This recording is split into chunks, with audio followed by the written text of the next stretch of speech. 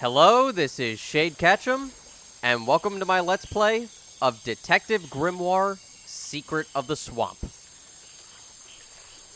Let's just jump right into it, and I'll do some quick explanations afterwards, so you can know exactly what kind of adventure we're stepping into.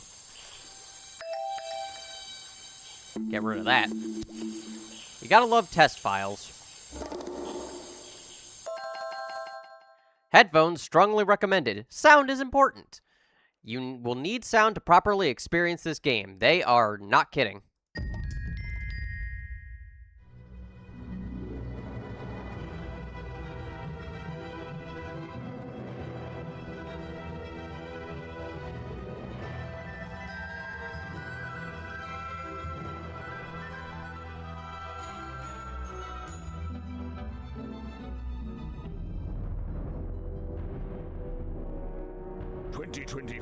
Last night, a murder occurred in a remote part of this swamp. A small tourist attraction, deep within the heart of the marshland. Hold on. A tourist attraction? Here? I don't get it. Why would anyone come here by choice? I've explained this already. This area is famous. Famous? All I read was that some idiot thought they saw an alien here 100 years ago. Get your facts straight for once. We're talking about a creature that's lived in the swamp for over 60 years. Okay, so it's a 60-year-old alien. I still don't see why it matters. If it matters to anyone, it's you. That creature is our prime suspect. The murder suspect? That's right. This is no Loch Ness monster. You need to be taking this seriously. No, look, come on. How am I supposed to arrest something that might not exist? You've always enjoyed a challenge before. You can start by reading this.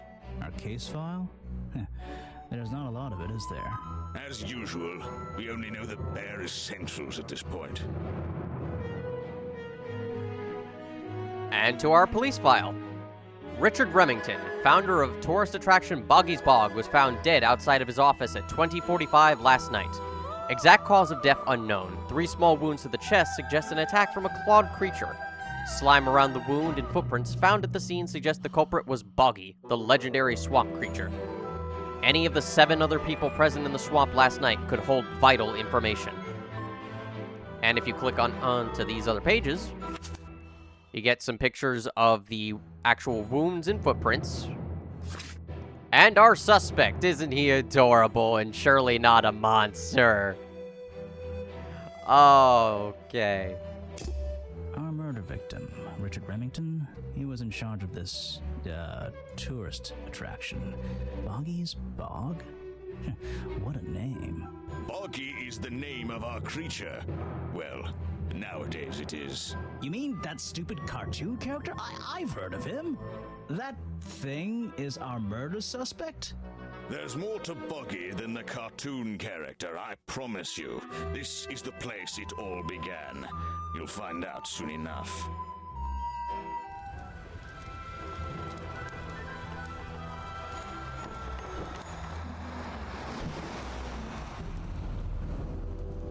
Chapter 1.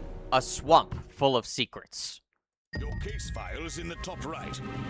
You can look at your clues and suspect profiles in here. When you've collected some, of course.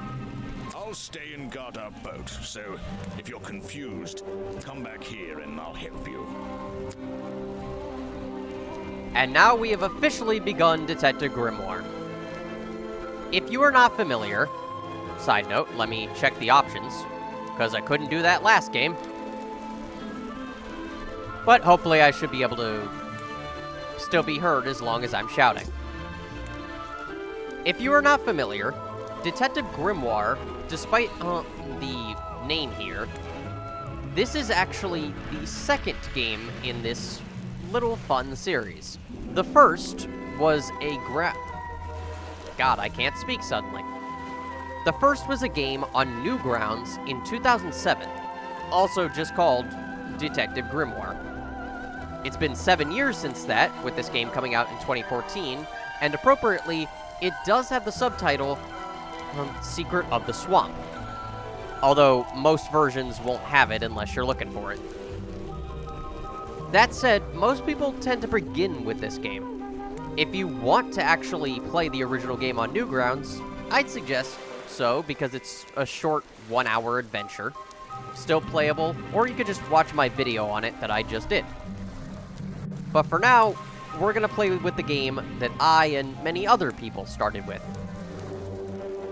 Now, to be clear, you do not need information about the previous game to enjoy this one. There are some returning characters, such as Grimoire himself and Officer James, but it will not hamper your enjoyment. As for how the game controls, it's basically a simple point-and-click type of game. It was even released on phones, so you can do this easily. As mentioned, click here to get a list of your suspects, your clues, your notes for information. You can click and hold the back button to exit immediately from menus. And down here is, of course, your options menu for music, speech, sound effects, and the ambient noise. You can also have the sidebar info on or off. So, basically, all these things over here, you can turn it to window mode. I will not. Keep it full screen. And you can also turn off hint icons if you want to make it just a little bit harder. There are also, of course, in-game achievements, and I will not be mentioning all of them, but I will be at least briefly mentioning some that are easily missable if you're not clicking on everything. Let's talk to Officer James real quick. Back so soon, Grimoire? What's troubling you? You do get occasional choices that you could just pick from to branch the dialogue. Side note, the previous game was entirely text only aside from some voice grunts. But this one is fully voiced aside from, you know, this occasional bit of text. So, yeah. I'm not sure what I'm supposed to be doing.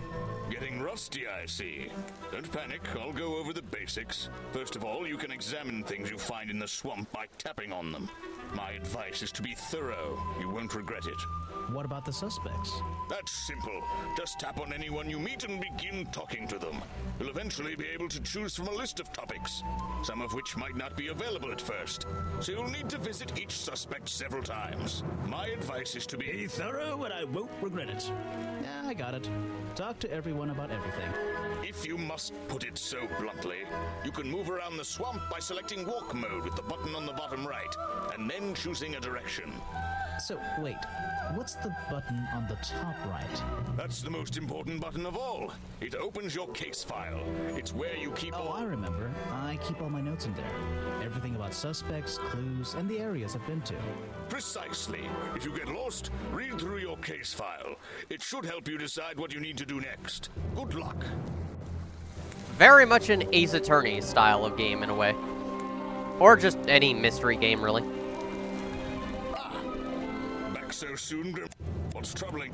You can press this button right here if you want to stop them from talking. Or just pause it. Where are we? So, where are we?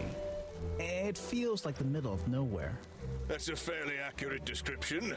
We've arrived at a tourist attraction known as Boggy's Bog. Legend has it that a mysterious creature lives in this swamp. Right, that's Boggy. Exactly.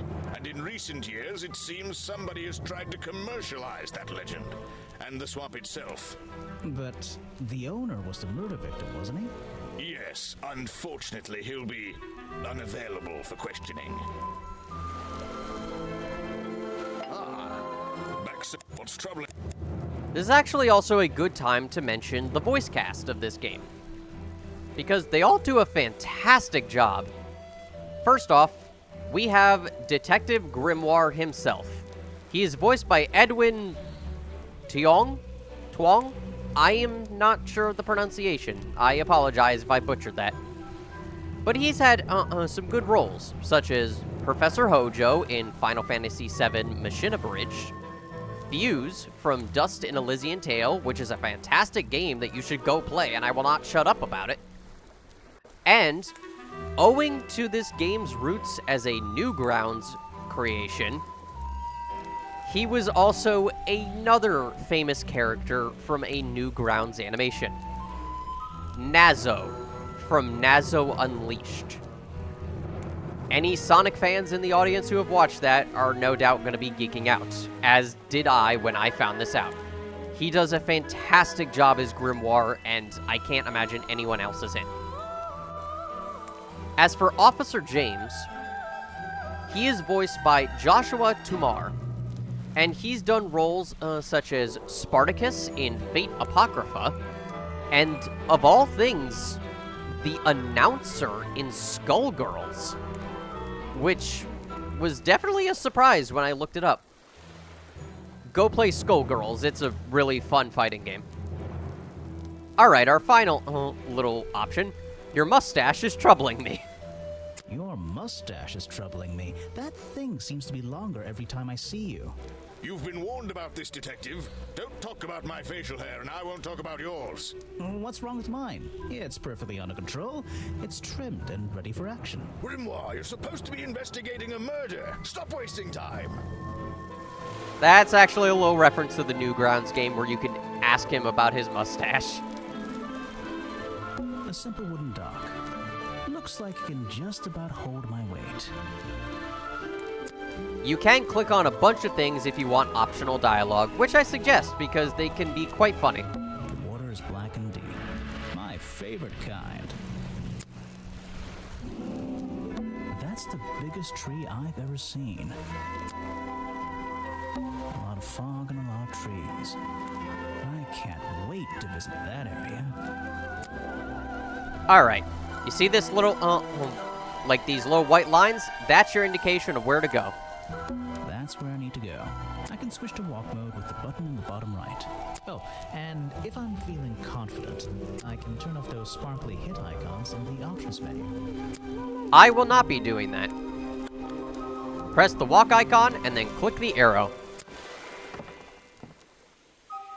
Oh, hi. How are you doing? It's an old statue of Boggy. His feet are hidden in a bucket of murky water. Well, since she's waving to us, let's talk to her. Wow, you didn't get lost yet. No, I only just got here. Who are you? You don't remember. Of course, you're not great at remembering. I should be offended, though. This little girl is the other, I guess in this case, the third character from the original Newgrounds game. And the last of them, actually. She only appeared in that game twice. Once to hand you a map, and once to give you a vital piece of information to your investigation. But that's it. She had no other relevance to the mystery, seemingly. Now, this is basically your little check to see if you remember her. Technically, none of this matters. It does not matter what piece of dialogue you pick, it will not change the story or your interaction with her in any way. But since I played the Newgrounds game, let's pick this one. You're that weird girl from the fairground. You're that weird girl from the fairground. Saw your hat blow through here already. You must be slow, if it wouldn't even wait for you. Well, if you'll let me, I'd better go after it. You can wait here and You'll behave. get lost. I would never forgive myself if I let you go through without the map. You have a map of the swamp? Not anymore. I'm giving it to you. You should really stay here. It's dangerous. There's been a murder. Although I suppose you know all about it already? They're saying it was the creature, but it can't be him. He doesn't seem like a killing sort of creature. Nope. He's a different sort of creature. Wait, what do you mean? If you... she disappeared. I might pretend I imagined her. You might. The little girl is voiced by Faye Mata, who is well known for roles such as Priscilla in ReZero, which is a fantastic series that you should read or watch, and I will not shut up about it. Amame Doi from I, the Somnium Files, which is another fantastic series that you should play that I will not shut up about. And, of all things, Aqua from Konosuba. who is quite the different role compared to this little girl. Now, just in case you're curious, here are the two other little choices you can pick when talking to her. They don't amount to much, but here you go. I've never seen you before. Saw your hat blow through here already. I remember you, but I've been trying to forget.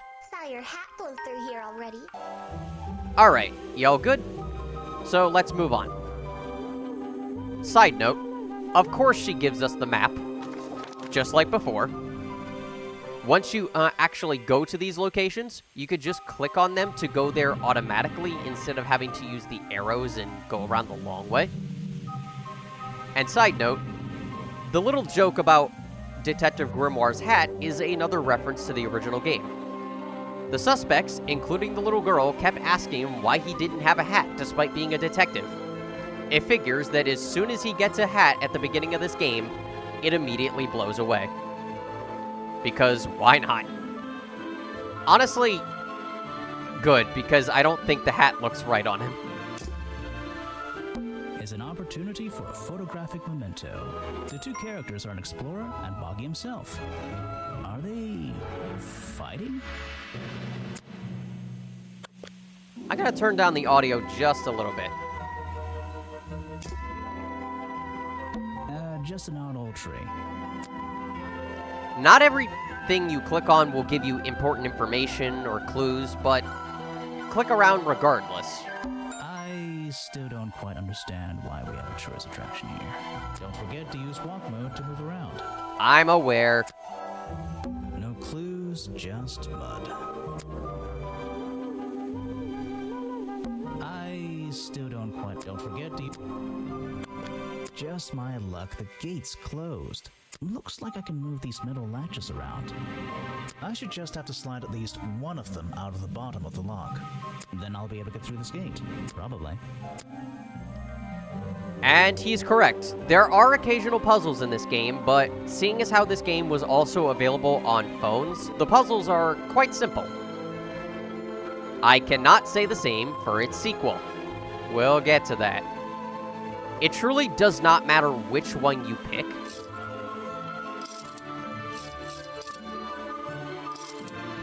It can be either the left or the right one, and regardless, Hey, nice. I might get one of these from my office. you'll still be able to get through.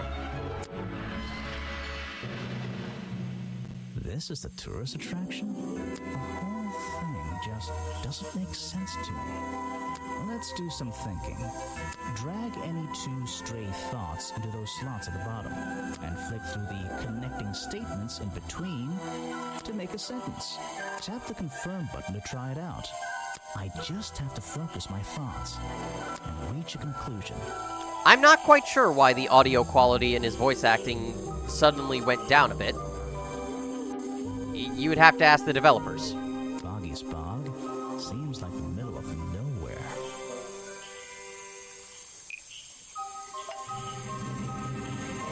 But yes, just click two options, bring them down there, and select the specific pieces of dialogue to form a sentence. The tourist attraction is far too remote for the... Actually, the swamp is far too remote for the tourist attraction to make any money. The swamp is far too remote for the tourist attraction to make any money. It's really bugging me.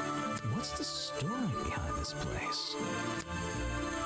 Oh, wouldn't you like to know? I'm gonna turn those down a bit.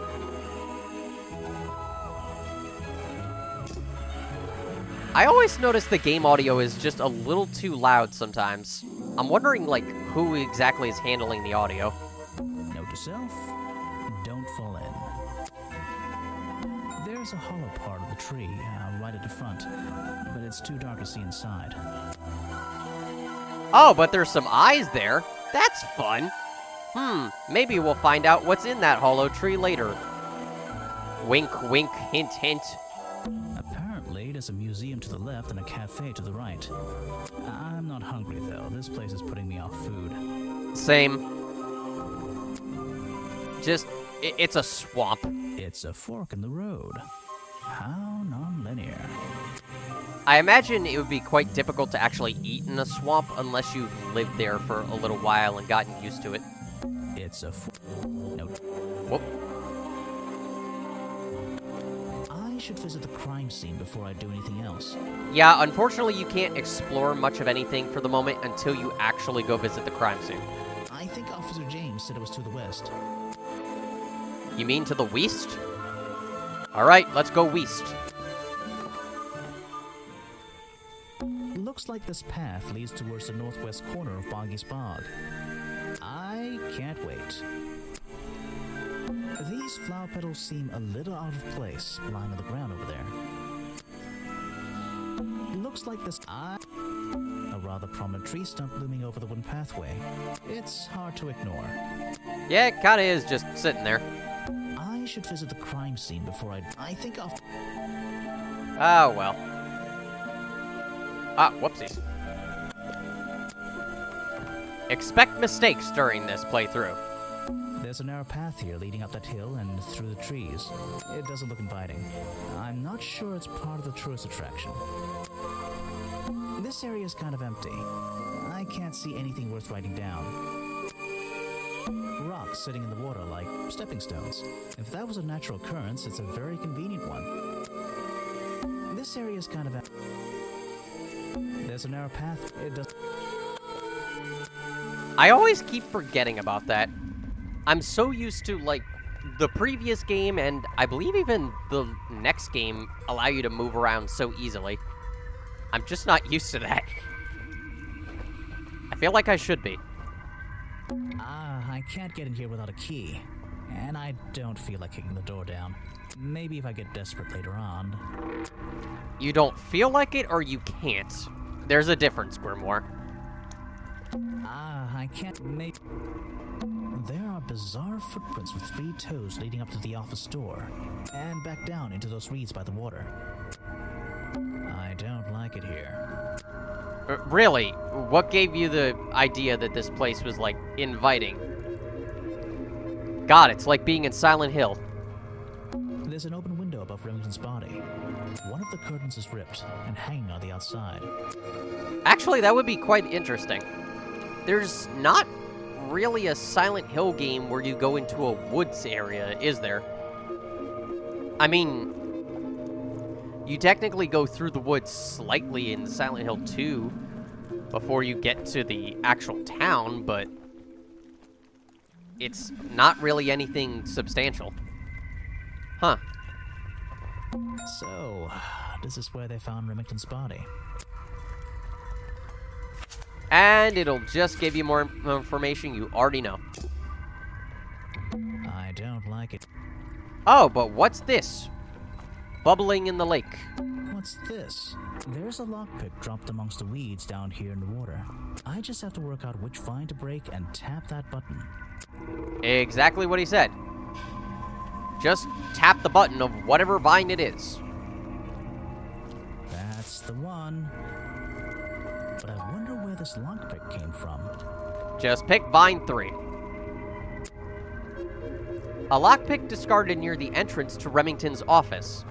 Covered in a strange liquid slime, most likely used by the murderer to break into Remington's office. These little question marks here are future parts of the clue. Or I guess future clues for the evidence. To indicate there's more to do. However, look at these footprints. There's some leading into the reeds. The strange footprints stop right by these reeds. Maybe I should take a closer look. Maybe I can move some of them out of the way. This happened in the Newgrounds game as well. Just basically click and drag these weeds out of the way. It's not even really a puzzle. A strange pair of green flippers, badly hidden in the reeds outside the office. It's kind of surprising they didn't just throw them into the lake. They literally just hid them in the reeds. I don't know, maybe they would have floated up to the surface? Strange green flippers. Who left these lying around? Slight note, you have a percentage up here in the top left indicating how much of the game is complete. We're already at 10%, so you can already tell this is not a long game. Heck, we already have 25% of just this, of our notes. Well, time to head back out. Aha, some suspects. Let's get this investigation started. And now suspects will start appearing throughout the game. Both of these characters, I am not even going to mention the voice actor for, because they are also both voiced by Joshua Tomar. He did quite a bit of work in this game. And he does a great job. They all sound quite distinct. All right, let's see. Another suspect for my notebook. That's a little rude. No, I'm sorry. Did I say that bit out loud? Maybe not. Maybe I can hear your thoughts. So would you be able to answer my questions before I asked you? Would you be able to question my answers before I tell you? I could try. I'm Bobby Burl, professional cameraman. Pleased to meet you. I'm Detective Grimoire. I'm here to investigate last night's murder. Obviously. Grimoire. Strange. Is that your first name?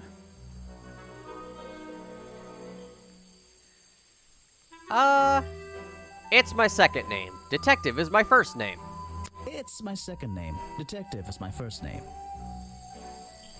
There's not really a point to showing off those other two pieces of dialogue, but what the heck. I'll show you anyway. It's actually my 23rd name, but it's the one I like the best. First name? What's a first name? Alright, you all good? Let's move on. You have a list of topics you can talk to the characters about, and like Officer James said, more of them will become available over time as you present profiles and clues to them. Or just learn more about them from the other topics, and other suspects. Your job. So you already told me what you do, but now, why would a cameraman be working here? I go where I'm needed. Vincent wanted to come to the swamp, and I was happy to help. Vincent Vanderpeer. You mean that man standing on that rock over there? That's right. I've worked with him for many years. Is he your boss? Oh, I don't know about that. We work together. He's tried to film here before, but he never got permission until about a week ago. Oh, really? But why did you want to come here in the first place? If you're looking for a reason to write down in your notebook, I'm sure he can tell you if you ask him.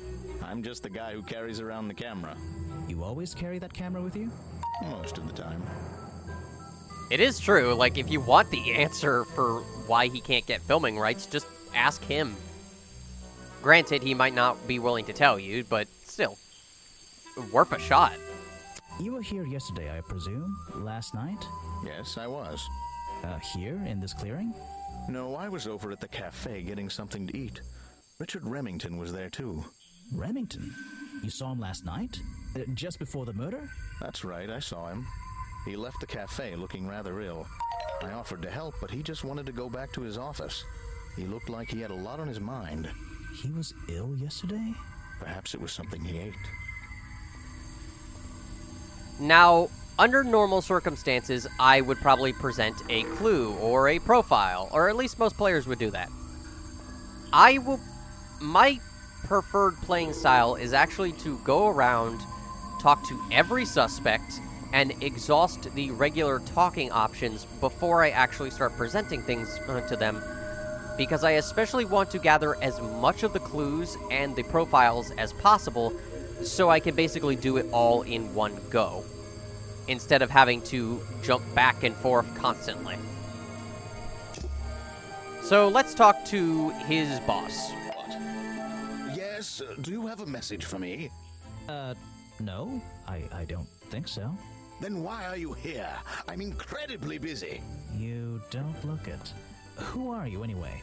What a question. You're serious? I am Vincent Vanderpeer. The famous movie director? The artist, the visionary, the auteur. I'm a man of many talents. Well, I heard your work was going downhill lately. God, Grimoire, what the hell? I heard your work was going downhill lately. You're in my light. Could you take a few steps back, please? But then I'd be too far away to talk to you. I know. Can anyone just walk in here and start filming? Well, probably not. Actually, no. Vincent Van de Peer only recently got permission from Richard Remington to film here at the swamp. Vincent Van de Peer only recently got permission from Richard Remington to film here in the swamp. I wonder if Mr. Van de Peer has been breaking rules. Or maybe he'll have an excuse. Now we can challenge him. Thanks to the information we got from Bobby, we were able to form that sentence and can now basically actually click this challenge to basically talk to him about a particular topic and just basically confront him about his motives and what he's doing. He might be sketchy about it beforehand.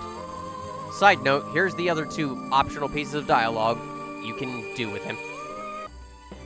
That's great. Let's hope you have a talent for answering my questions. You're in my light. Could you take a few steps back, please? That is a very talented beard you've got, at least. You're in my light. Could you take a few steps back, please? Okay, let's move on. Your job. What's a famous guy like you doing in a place like this? Quite. I'm sure you're thinking, why doesn't he send an assistant? But that's not the way this director works. But what are you doing? I'm feeling, I'm experiencing, I'm discovering. So nothing. This area, the history, the atmosphere. It's the perfect setting for my next film. I'm on a scouting mission to get to know this swamp before I begin work on the latest masterpiece in a string of masterpieces. You're making a movie about Boggy? About the swamp creature? Of course. He's a fascinating individual, isn't he? So mysterious. No idea. I haven't met him yet. Is that your cameraman over there? Yes, that's right. Bobby Burl, my faithful right-hand man. Well, faithful enough, you know. No, I don't know. He's an expert cameraman. Really knows his trade, of course. But he gets a bit muddled when it comes to priorities. Like how? You mean he's lazy? He doesn't look lazy. He looks a bit scary. Oh no, nothing of the sort. He just has a little hobby that sometimes distracts him from his work. But I wouldn't want anyone else shooting for me. I mean, yeah. Just no problem with the guy having a hobby. He still gets the work done ultimately, so it's not really a problem. Oy. But, dude, it kind of just sounds like you're either being lazy or being way too ambitious. Seriously, a string of masterpieces? Are you expecting to suddenly create a franchise off of Boggy? Just Boggy Films? Where were you last night on the morning of the 22nd? Were you working yesterday? Here in the swamp, I mean? Indeed, I was working very hard indeed, well into the night. Hard work, is it? Getting to know the swamp? You jest, but yesterday I was getting even more involved than usual, yes. Difficult to comprehend, I know. So what kind of work were you doing? Well, I was, unable to find my faithful cameraman last night. He had hidden himself quite completely from view. Bobby Burl, right? Did you need him to film for you? Always, but being a resourceful type of man, I stepped up and took on the responsibility myself. I was filming in this exact area, in fact. You were filming? Last night? Here? Yes, at the time of the murder, I believe. But wait, I know what you're thinking. Now, don't forget, I'm not here to shoot some experimental documentary. I have no interest in late-night surveillance footage. Did you see anything at all? What is it you were filming? The water. I was filming the water. It's a fascinating subject, one that has me captivated to the point where So, you didn't see anything useful? Got excited there for a minute. Nothing useful to you, my good detective, but there are some odd sounds on the audio track. Nothing but wild animals going about their nighttime rituals, I'm sure. Is there something I should ask the cameraman? Nighttime rituals. That's a interesting way to put it.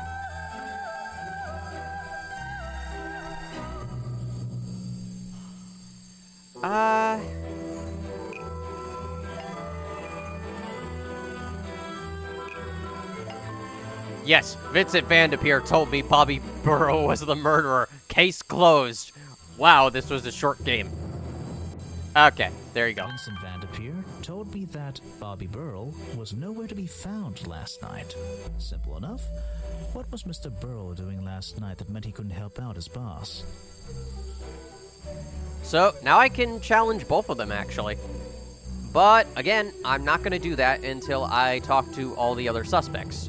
Because we still have at least 5 more of them. And now you get the film footage. Footage recorded last night at the exact time of the murder. Filmed by Vincent Van de Peer in the clearing on the west side of the swamp near the crime scene. There's nothing to see, but various clues can be heard on the audio track. Listen to them in order. The creaking, the outcry, the blast, the clang, the outcry, the ripping, the thud, and the clang. Interesting.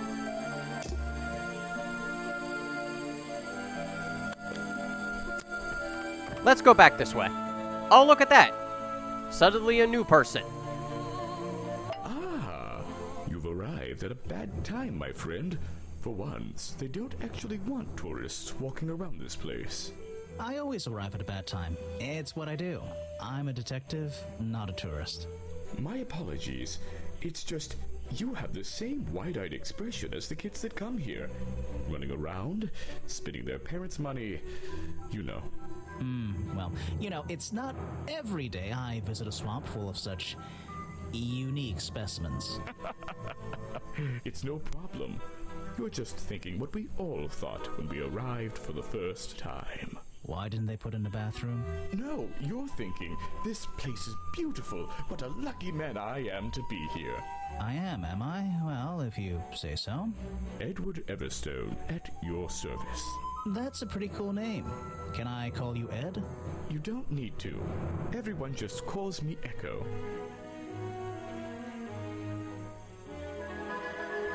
Why? Because you'd bounce if I threw you at a wall?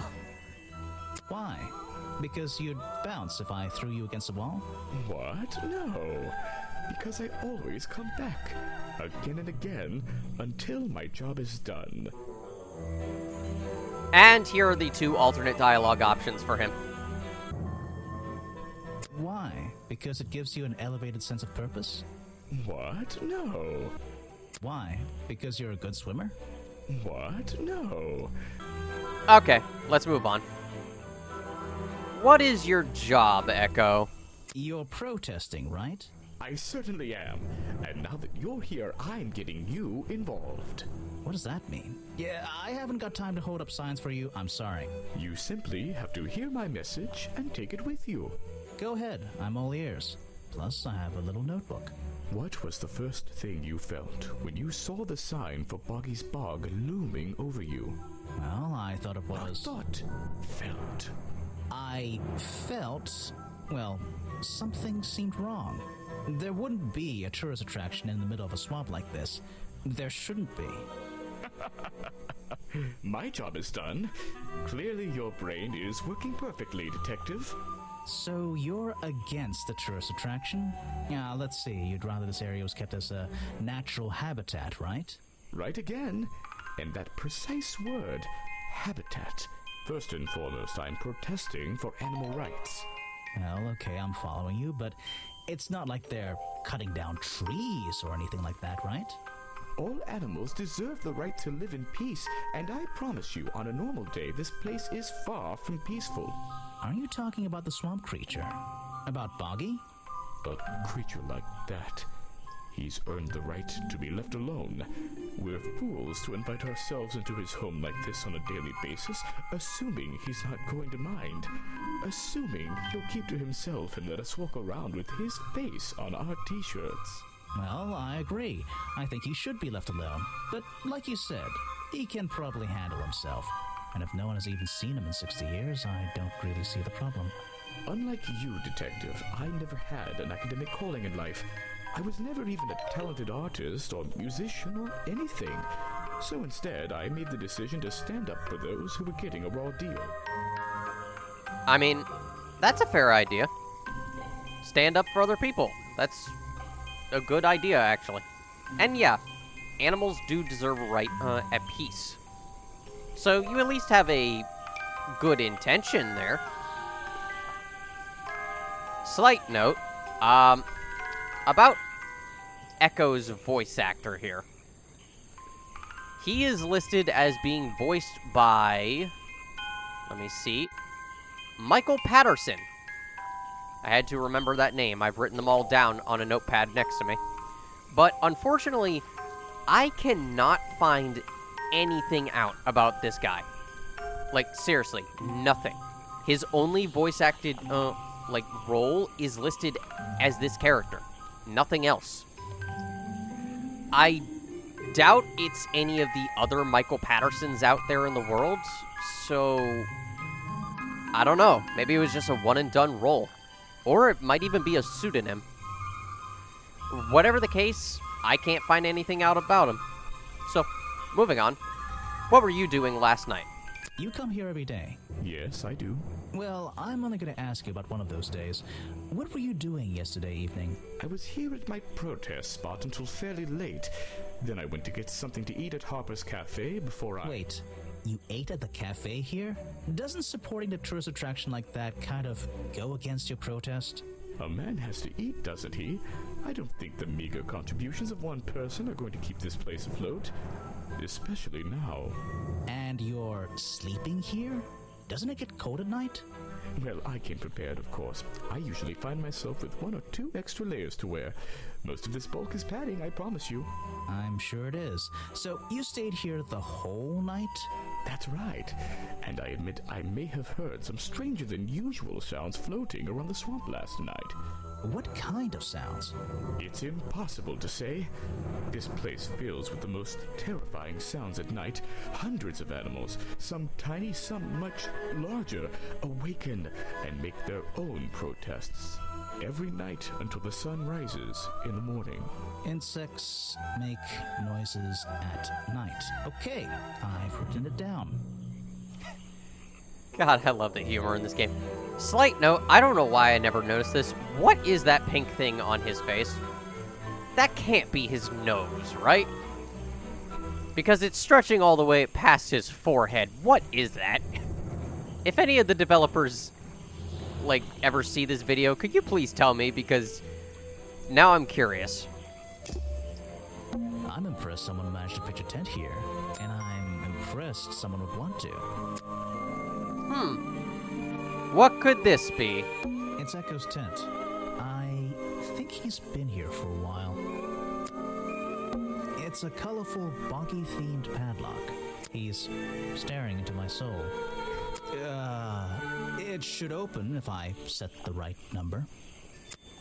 Now, you can, and I repeat, can put in the correct code right now if you know what it is. But we're gonna save that for later.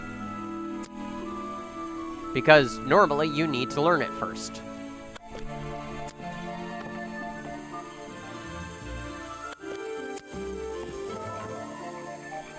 Ah, everyone's favorite character.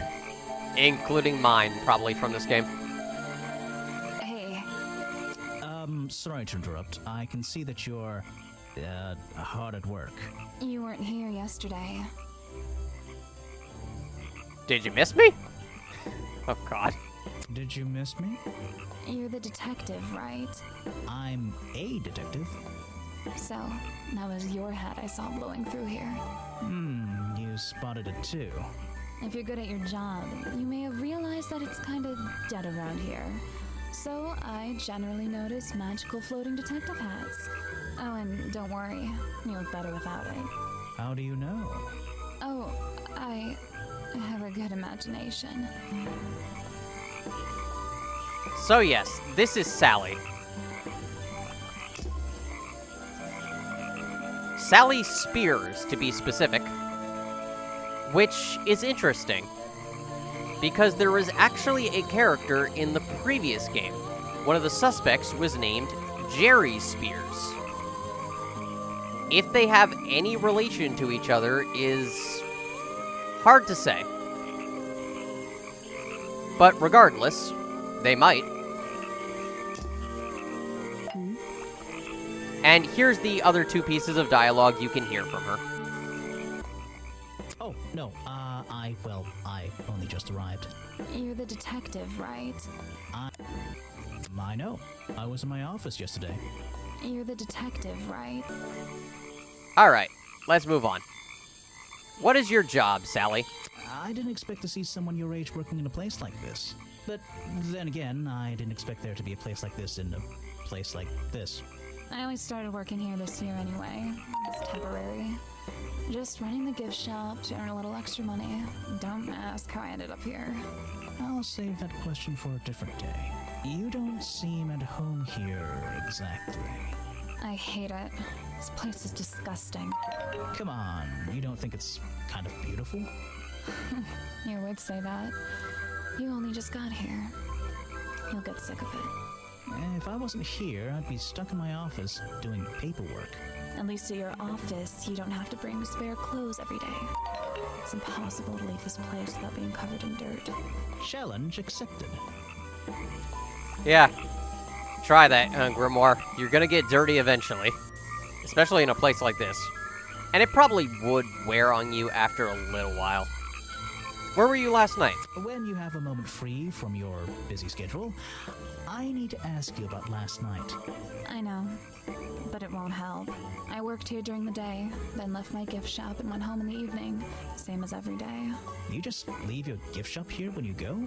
No, I put it in my pocket. Yeah, seriously though, as much as I appreciate sarcasm, I think I'd get in trouble if I wrote something like that down in my notes. Well, look, you've noticed the gift shop has wheels and you're thinking, oh, she's pretty lazy to leave it lying around. But if you want to try pushing this thing through the swamp, be my guest.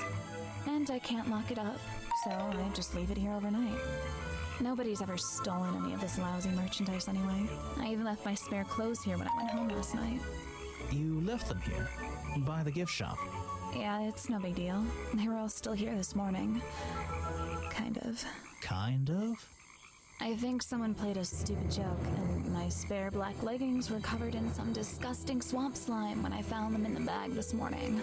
If you're going to take my clothes and mess them up, then just keep them. I don't want them back. You know what I mean?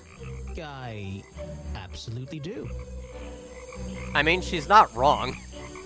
Like, if someone took my pants or, God forbid, my underwear and, like, did something with them, at that point, just keep them. Unless they are, like, my favorite pair of pants, just keep them. I don't want them back. What could Sally's leggings possibly have to do with this case? So, as I indicated, Sally is very much the fan-favorite character of this game. Kind of for obvious reasons, but overall, she's just a lot of fun.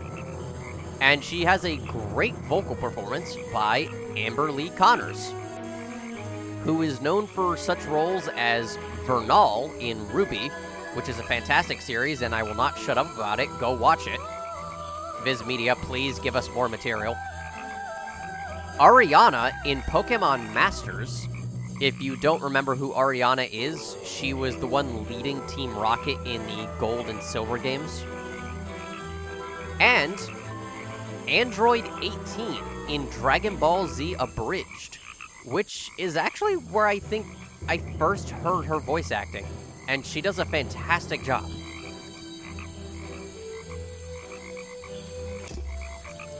It's a humble gift shop wagon. Let's take a look. Now, here's the first bit of achievement that you can miss. Or I guess one of the first missable achievements. You will get the achievement Boggy's Fan Club if you examine all of the Boggy-related merchandise that is on here. Not all of it is required to look at. So, but if you want that achievement, click on all of it. Boggy dolls, Boggy toys, Boggy postcards. Yeah, this stuff isn't half bad. A Boggy's Bog Mug. Maybe I'll get one and surprise Officer James for Christmas. Boggy doll. It's a map of the swamp. Mine seems a little older than this one, though. Interesting. I wonder where the little girl may have gotten it. It's a framed drawing of Boggy. What a shame, it's not even signed. It's a photo of the swamp entrance. Or it could be a painting. There's really no way to tell, you know? Well, aside from the gate not being there. Well, I wouldn't wear it. Maybe to sleep in, you know, not outside. Bonky doll. Bonky dolls. Bonky doll. Huh, weird. Brightly colored boggy baseball caps. Is there something behind them? What on earth? This thing doesn't seem to belong here at all.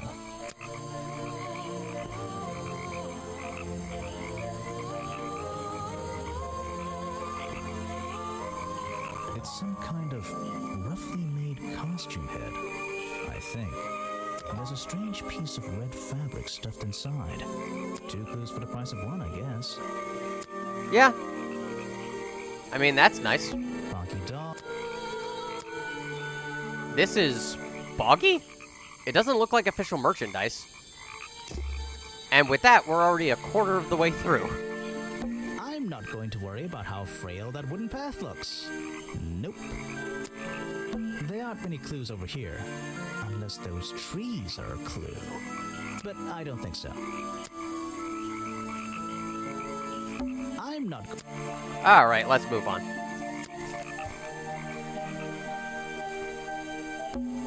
Water everywhere, and not a drop to drink. Seriously, I'm not drinking that.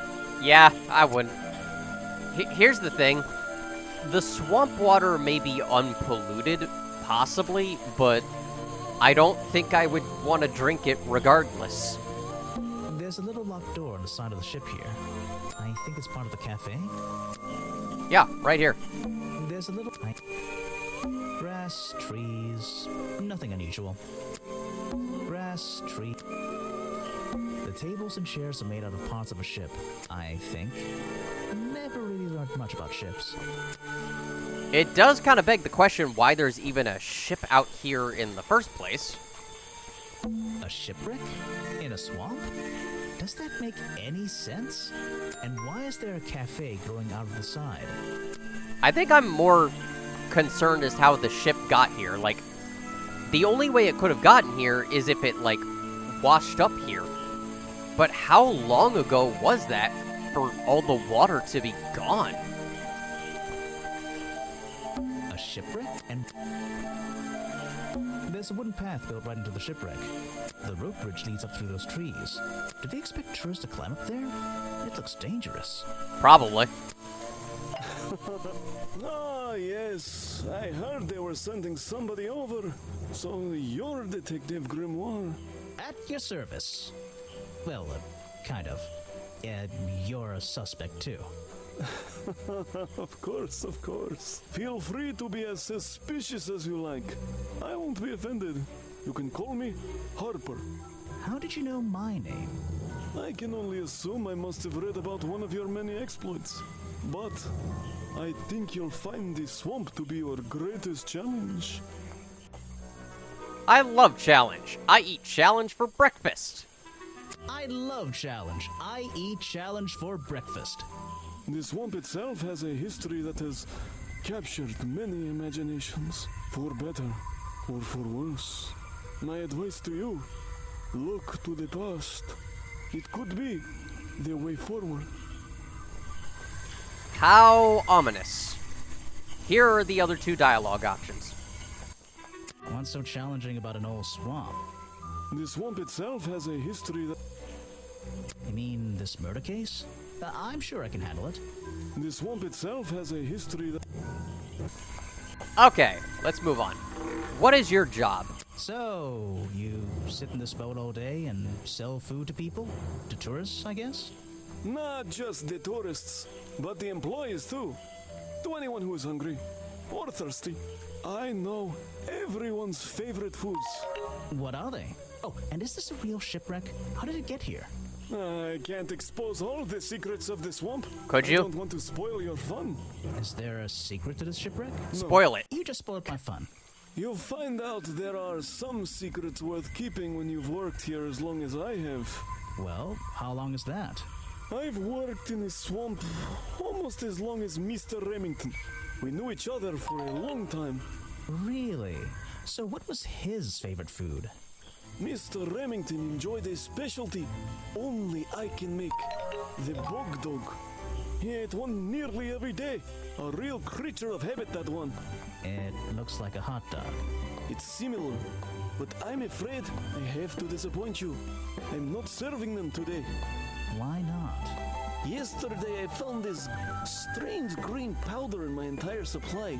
Guess I'm out of luck today. Well, thanks for the information. You've been a real big help. Wait, take this with you. If you get thirsty, it's the most popular drink in Boggy's Bog. Swamp juice. Try it. It looks like... Well, I'll try some later on. You're in luck. That's my last bottle. A lot of swamp juice has been disappearing from my stock recently. I can only assume I must have been selling them all. Did something strange happen at the cafe yesterday? Seriously, you can't, like, keep track of them? You don't have, like, paperwork to do that? Huh.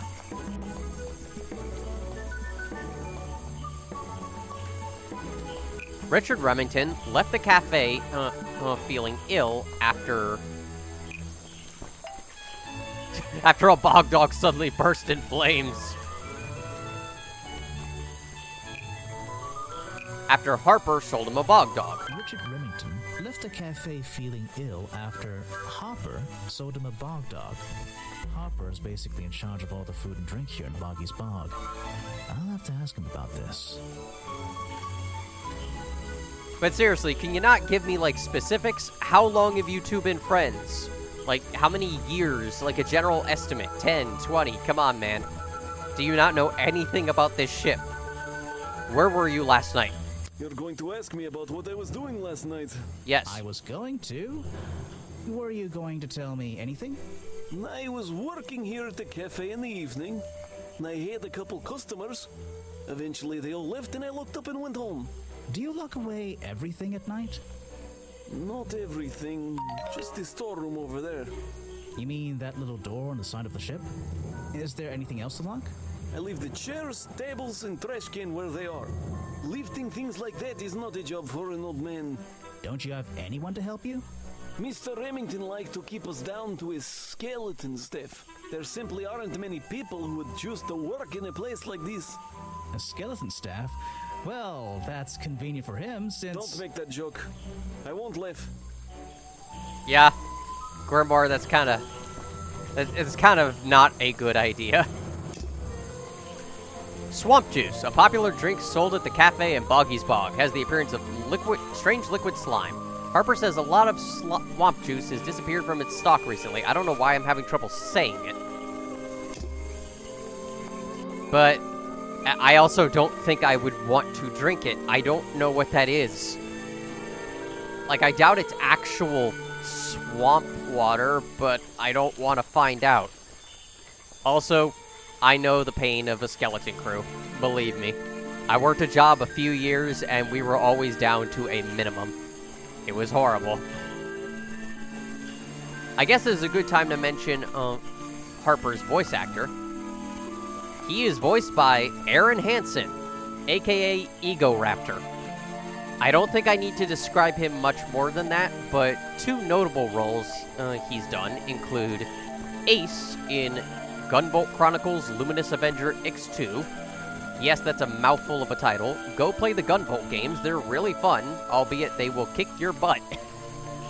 And King's father in The Owl House.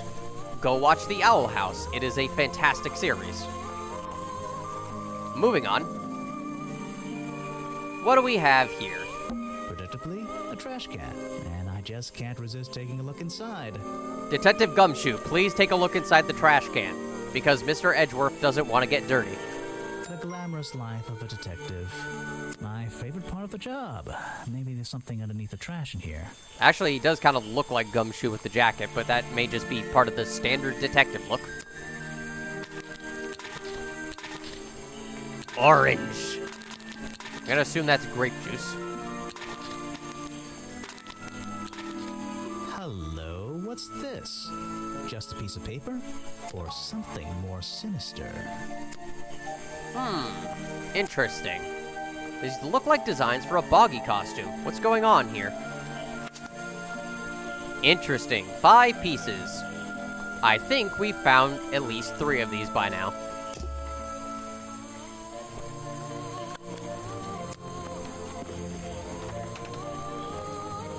I do like these little animated cutscenes. They're just well done, even if they're few and far between. It's actually a good time to even mention the music.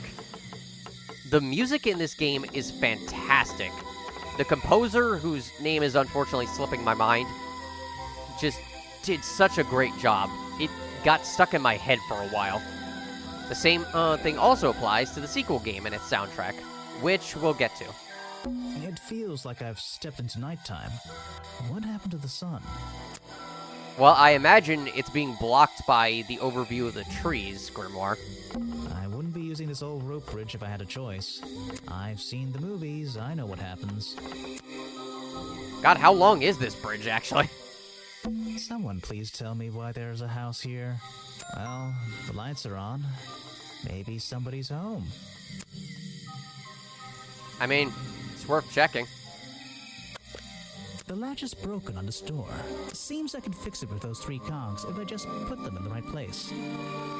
Once they're on the right pins, I can move the handle at the bottom to try and open the door. Now, I'm going to tell you right now, while these puzzles are simple, I actually did not bother looking up, like, the answers ahead of time, just so I could remember.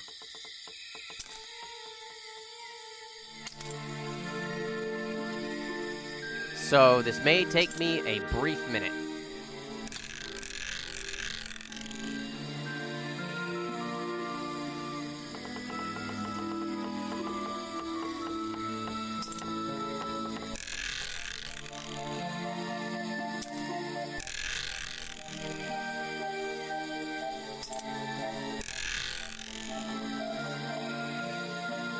Perfect. I am amazing. I don't know why that wasn't voice acted.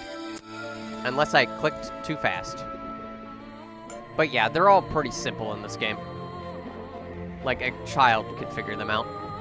A little blanket on a little bed in a little house. It makes very little sense. There's a whole load of needles and wool on that shelf. Or should I say yarn? I just don't know anymore. A little blanket.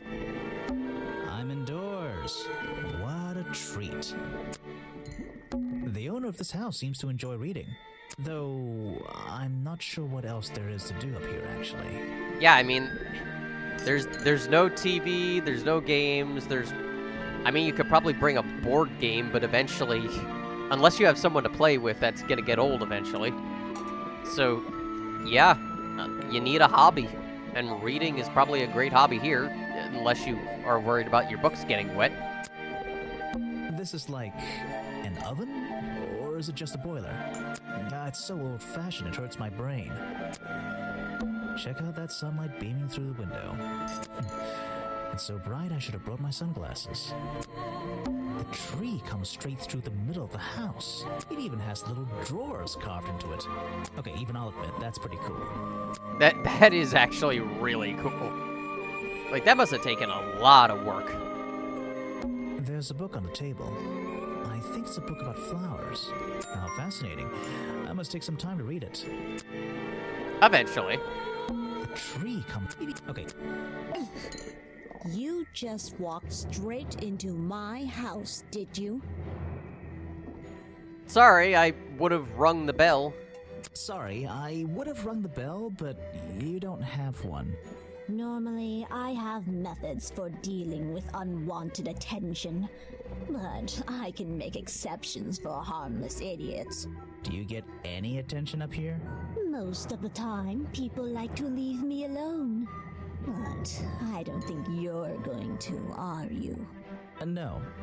I could make an excuse and say it's my job to ask you about last night, but to be honest, I climbed all the way up here and I just like being indoors. Well, if you insist on staying, I'll tell you. I'm Lady Weybridge, and I think you might be climbing up the wrong trees. I'm Detective Grimoire, and I think I might agree with you. So, here are the other two dialogue options. Not exactly. I had to climb up here first. Normally, I have methods. I'm a detective. I'm paid to walk into people's houses. Normally, I have methods. Alright, you good? Now, as for Lady Weybridge, her voice actor is Kim Latron. I probably butchered that name. I sincerely apologize. Kimla? I'm not sure. Kim Latron. She's known for roles such as Coco in the movie Pokemon Secrets of the Jungle, which is a fun little movie that you should probably watch. She voiced both Chi-Chi and Goten in Dragon Ball Z Abridged, so that's another DBZA connection right there.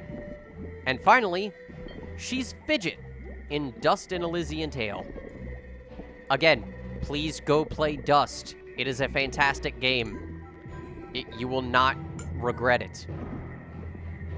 And she's actually probably the last voice actor I have to mention, because the next character just shares an actor. Alright, what is your job? What do you do here? Did you work for Richard Remington? I was living here before that man was even born. And I have absolutely nothing to do with him, or his little tourist attraction. You're exaggerating. How long have you been here? Just in this treehouse? What do you do up here? I've been here longer than anyone. Even longer than, well, anyone. I like numbers. 60 years, something like that. What have you been doing for that time? If you don't mind me asking. I have many reasons to be here, but I won't bore you with all the details of my life. I'm sure there's one detail worth writing down. I like to study the plants and flowers in this area. I've learned many things from them. Now, what about this little chemistry set you've got on your table? I wouldn't call it a chemistry set, but if you bring me an object that has liquid on it, or inside it, I'll tell you what that liquid consists of. Wow, how do you do that? Chemistry. That was a quick and easy answer. How do you do it? Chemistry. Like, what else, Grimoire? What else would you expect? She's been studying them. She's probably very intelligent. Also, 60 years. Actually, do we know how old Remington is? Is his age listed in there? I'll check. A page from Weybridge's Book of Pressed Flowers contains information about all the flowers in the swamp and where they grow. The green and red species only grow around the side door of the museum and can't be found anywhere else. Sounds like an important thing to remember. Where were you last night? Your job is to ask me about what happened last night. Do you even know what happened last night? I know more than you might imagine. Oh, that sounds useful. Can you tell me? What were you doing? I was here, in my house by myself. What else? That's it. Thanks. Just give me a minute to write all this down. Yeah, that's real useful. I know more than you might imagine. I know nothing. No, actually, he doesn't have anything on him. So, no age, nothing.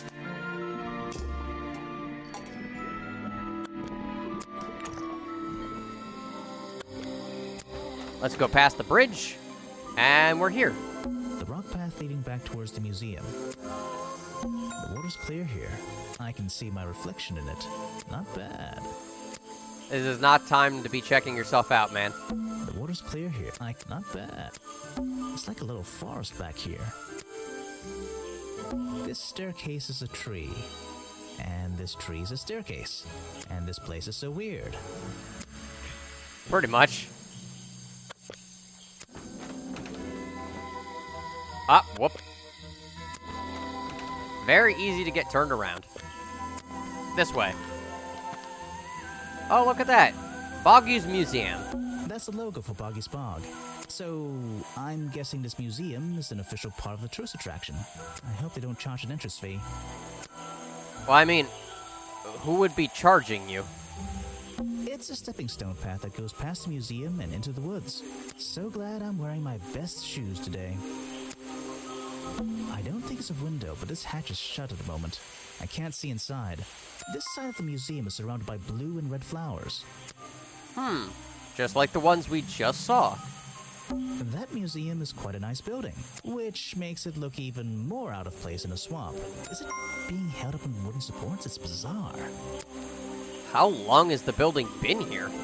That museum... is it... The door's jammed unless I can get these brass handles out of the way.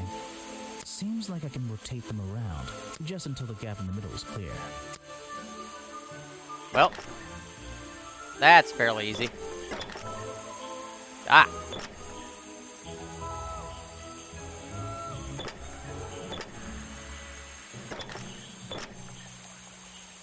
That top hat guy would have so struggled with this one. Ah, nice Professor Layton reference. Level 5, what are you doing? Why haven't you remastered and ported the games to modern systems? Seriously. You're taking so long on the recent game, and yet you can't find the time to put any of the older games on systems like the Switch, or the Switch 2, or anything. Heck, Capcom has put the entire Ace Attorney series, the main games, Investigations, and the Great Ace Attorney, all on modern consoles, and you haven't put one other Layton game on, like, one of the other 6 Layton games on modern systems. What are you doing? Okay. I'd better take a look at this.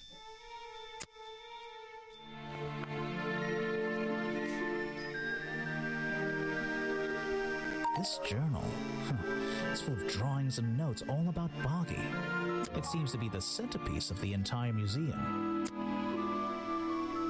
A journal recorded 60 years ago by the explorer who first visited the swamp, the only record of Boggy existing, contains notes and sketches on the appearance of the swamp creature.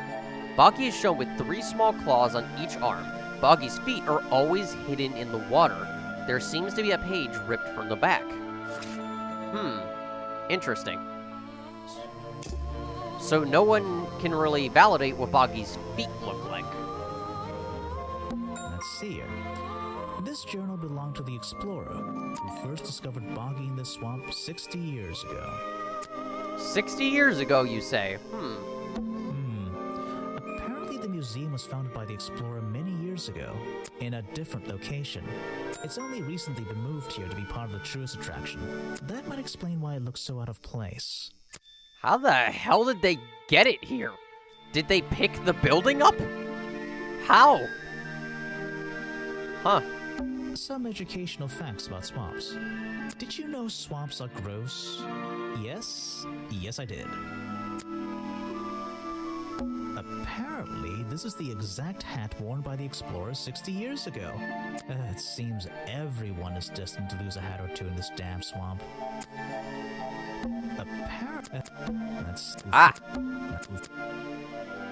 Sometimes I click too fast. This is a really cramped museum. Just one room, not worth the admission price. Also, how is it just one room? I know...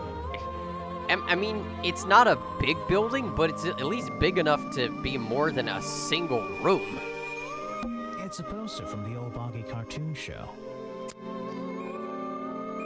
Boggy playing the piano. He's having a grand old time. It says another story from Boggy's Bog. But actually, I think this is from the very first episode. Interesting. Swamp Studios, providing the best in swamp-based animated entertainment. It's a poster from the old Boggy cartoon show. It's a poster. Really? You don't react to that? Huh, that's surprising. Copyright MCM XXXIV. That'll be 1930, 1934? Interesting. Also, SFB Productions. That is Super Flash Bros, who are the developers for this game. There's a little door in the wall here. I think it leads outside. It's locked, though. Models of Boggy's claws. Hold on. What's this? Something doesn't seem right here. I think I should try arranging these models into pairs. Something seems out of place. According to historical sketches, the skin would have had a number of spots and patterns, similar to that of a toad/frog. Three prominent sharp claws, supposedly the primary weapon of the boggy swamp monster. Some early sketches even showed a small thumb. Examples of the creature's claws based on sketch do not touch. Have you figured out the problem?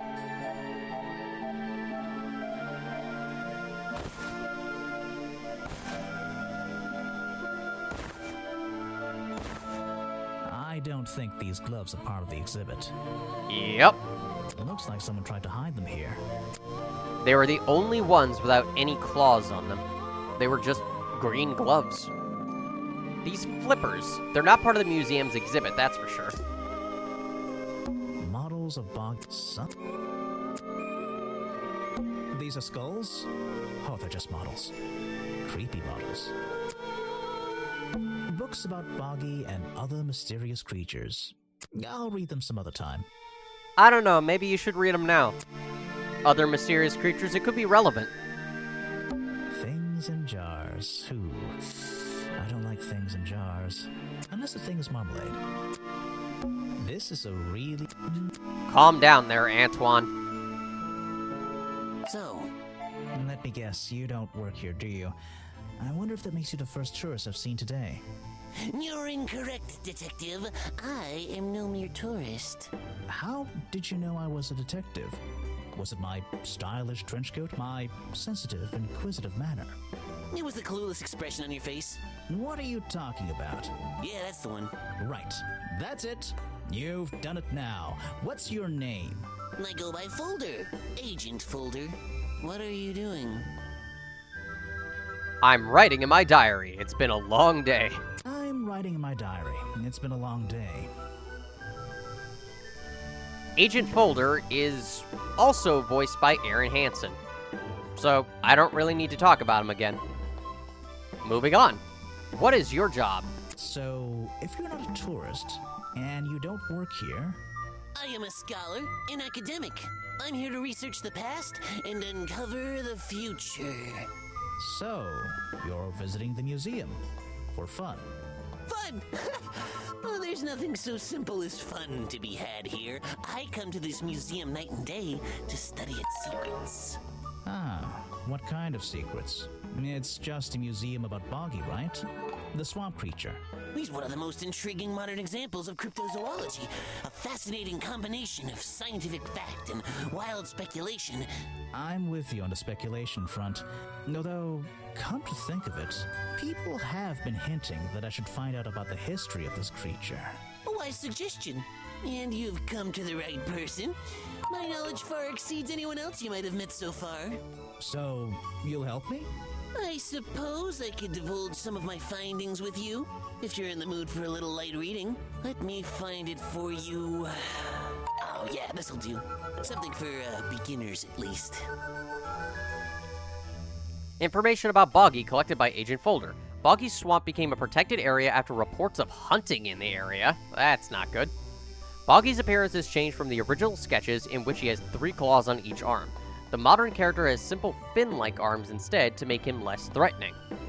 No footprints were recorded in the journal, but some experts believe that information is out there somewhere. So in other words, no one knows what Boggy's feet looks like. Where were you last night? So, Mr. Folder. Agent Folder. Yeah, were you here yesterday? What were you doing last night? I was here, in the museum, going through my files one final time before disappearing into the night. Don't museums usually close in the evenings? They do. I've never been one to worry about other people's schedules. I come and go as I please. There's a key to every lock, Detective. Oh, so you have the key to the museum? Of course I don't. Why would you think that? Well, Once again, that clueless expression. I used a lockpick in getting through the small side door. I have a right to be here, you see. Remington has no business locking me out, so I don't let him. You just admitted to breaking the law. If everyone did that, my job would be a lot easier. It's not my best lockpick. This new one's cheap. I used to own one, a superior model. Unfortunately, I misplaced it in one of the darker corners of the swamp, so I'm writing down your confession about sneaking around here at night. Then what are you gonna do? Report me to Remington? Good luck, my friend.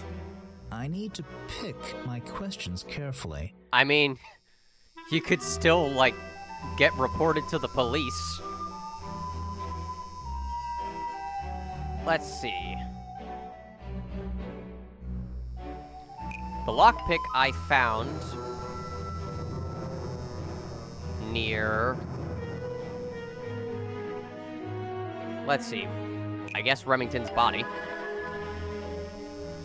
Might belong to Agent Folder. The lockpick I found near Remington's body might belong to Agent Folder. As far as I know, Agent Folder is experienced with lockpicks. I wonder if he's hiding something. Well, might be nice to know. Alright, here are the other two dialogue options for Agent Folder. I'm writing bad things about you in my notebook. I'm doing a drawing of your beautiful face. Alright, that's good. Now that we've talked to all the suspects, we can actually start presenting stuff to them. But first, let me see if she's around here.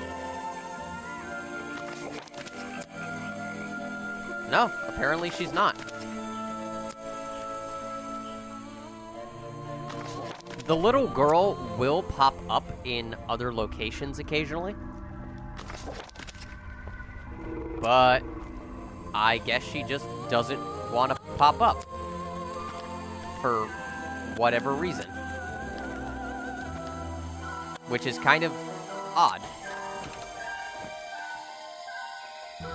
Someone please.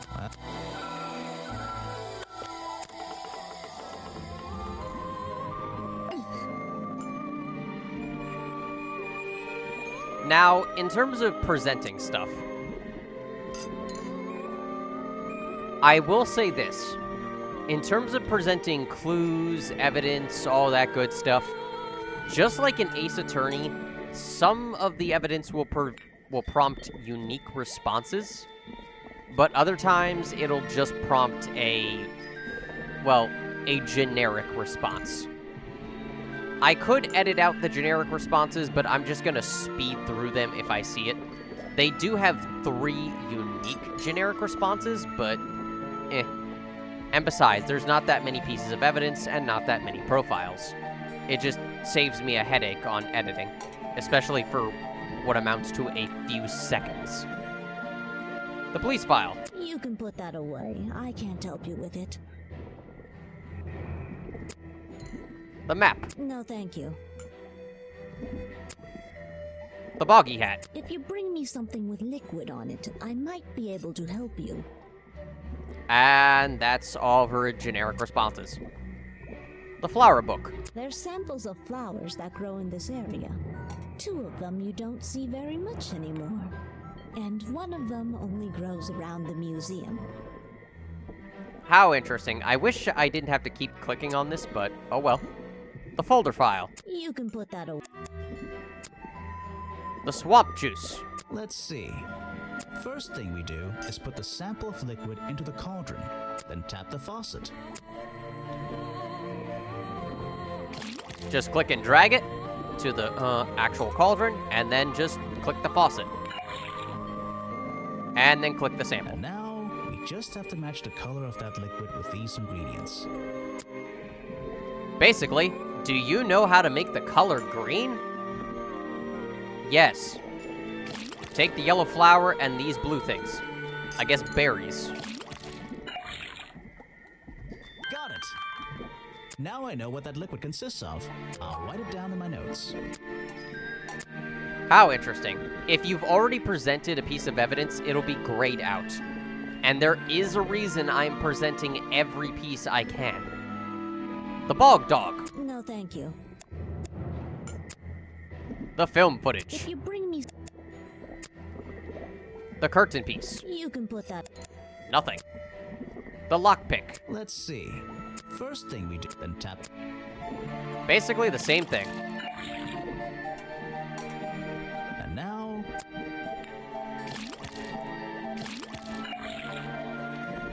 Got it! Now I know what that liquid consists of. I'll write it down in my notes. That looks pretty similar to last time. Possibly a pattern. The Explorer's Journal. This is a 60-year-old journal. It was on display in a museum. I know what it is. I thought you might. I'm supposed to look to the past, right?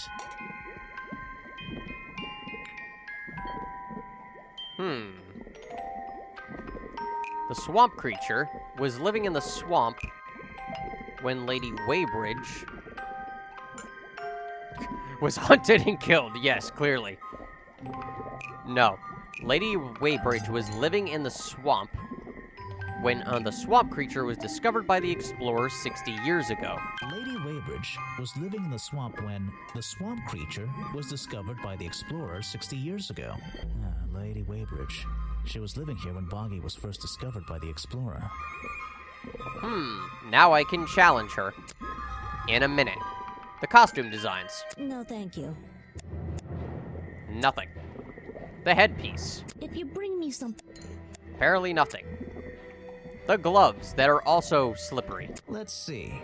First, then You can probably see the pattern that is forming here. and now... Got it! Now I'll write it down. Was that the same as last time? This was the exact same liquid. It sure was. you can put that away. Nothing to the flippers, but we have the black leggings. Let's see. First, then... And now... Got it! Now I'll write it... What's going on here? That was definitely the same as the other tests. It's almost like every piece of liquid we found is just green. We never need to use the red one. I actually do wonder what would happen. Maybe I'll check later. If I do, you'll see some, like, bonus footage of what happens. Probably nothing. Let's present profiles. What of Sally Spears? You should ask someone else. Alright, what of Echo? Show it to someone who doesn't live in a tree. How about Harper? I'm not even sure who that is. So yes, they also have 3 generic responses to profiles. Vincent Vanderpeer. You should ask. Nope. Bobby Burrell. Show it to doesn't live in a tree. Side note, you can see that they have a lock near their profile now, just to indicate that you can challenge them, in case you've forgotten. A fascinating old woman who lives in a wonderful treehouse. I heard she wasn't so keen on visitors, though. Gee, you don't say.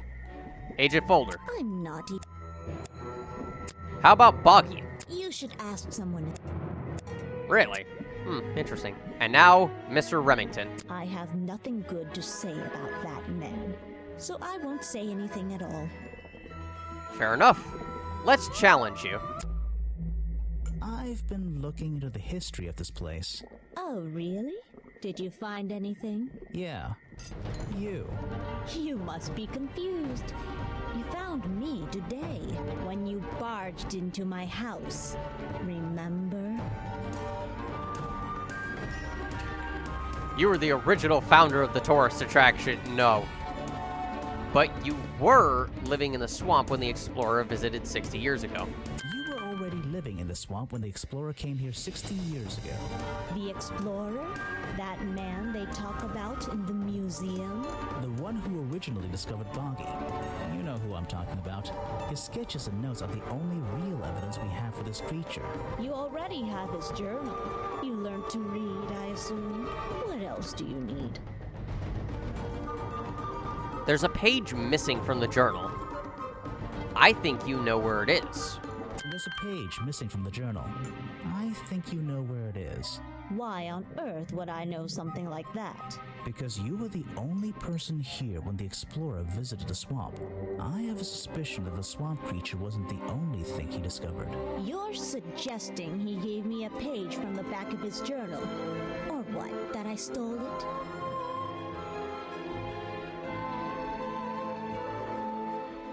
I really have no idea. If I could see it, I might be able to make up my mind. I really have no idea. If I could see it, I might be able to make up my mind. It doesn't belong in a museum. It belongs here, with me.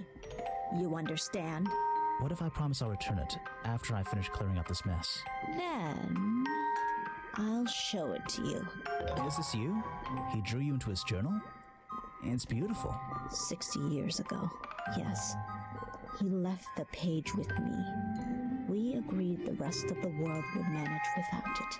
I think there's something on the back. Huh.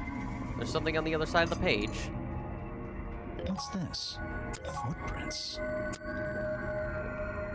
The lost page ripped out of the explorer's journal, given to Weybridge by the explorer 60 years ago, features a drawing of Lady Weybridge at 20 years old.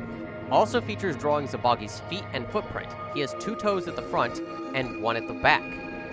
This page proves the footprints found outside the office were not made by the real Boggy. How interesting. Let's present it to her. He drew me into his journal. I was 20 years old. That's the end of the story. I bet it's not. Does this explorer have a name? Yes. Are you going to tell me? No. Just a cut off of the music. I do like her design, especially the fact that the giant leaf is essentially her hair. It's really creative.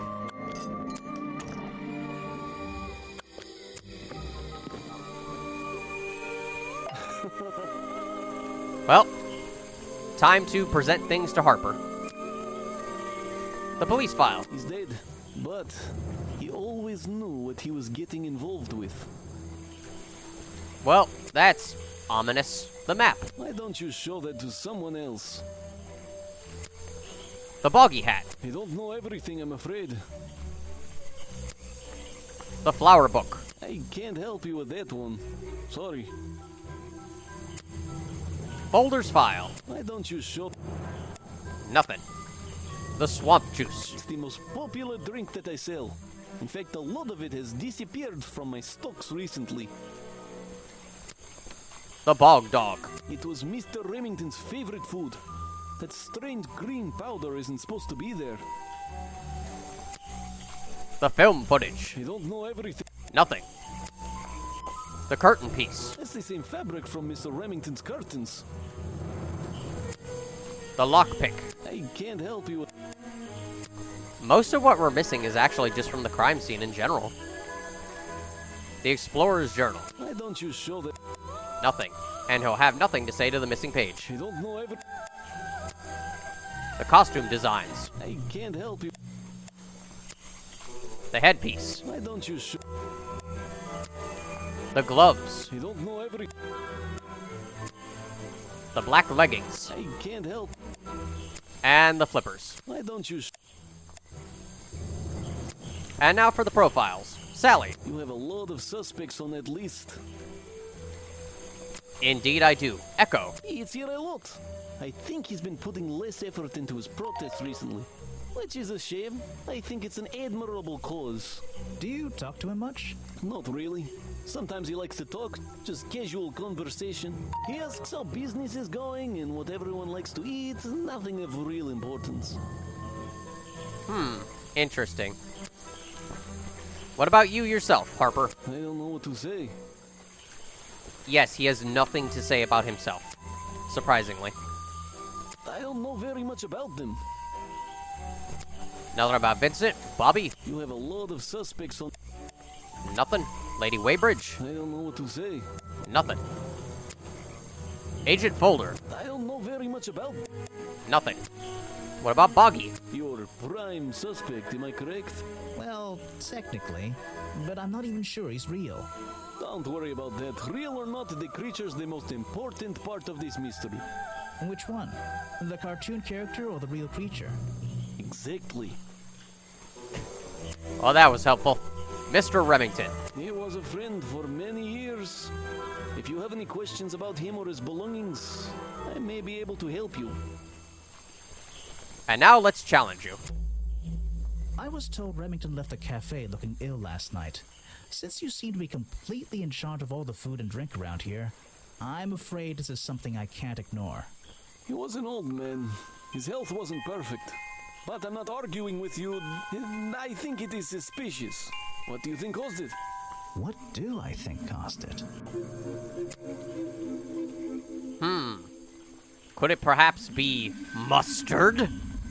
No, obviously not. I don't even know what this one is. This is ketchup. This is mustard. What is this? Whatever it is. Poison. A bog dog he ate at the cafe gave him food poisoning. I keep all my food locked in the storeroom when I'm not here. You think he was poisoned? I think he was poisoned. Poisoned by me? I have proof it was you who poisoned the food. No, I don't. The storeroom was broken into with a lockpick. The storeroom was broken into with a lockpick. A lockpick? I've never encountered a problem like this before. But since last night, am I in a position to doubt a claim like that? Somebody knew that Remington would eat a bog dog. He ate one every day, right? Do you suppose this explains the missing bottles of swamp juice as well? Probably. I mean, when you do that, when you do something to such a habit, yeah, naturally, eventually someone's going to use that to their advantage.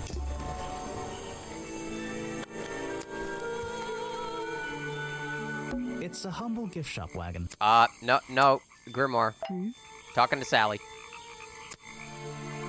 Sally, what have you got to say about yourself? Her? I don't know why she still works here, to be honest. One murder is one murder too many. I mean, she's not wrong. Echo. Yeah, I have a pretty good view of him from here. Anyone supporting animal rights is okay in my book. His protests used to have a bit more energy, though. He spends more time inside his tent these days.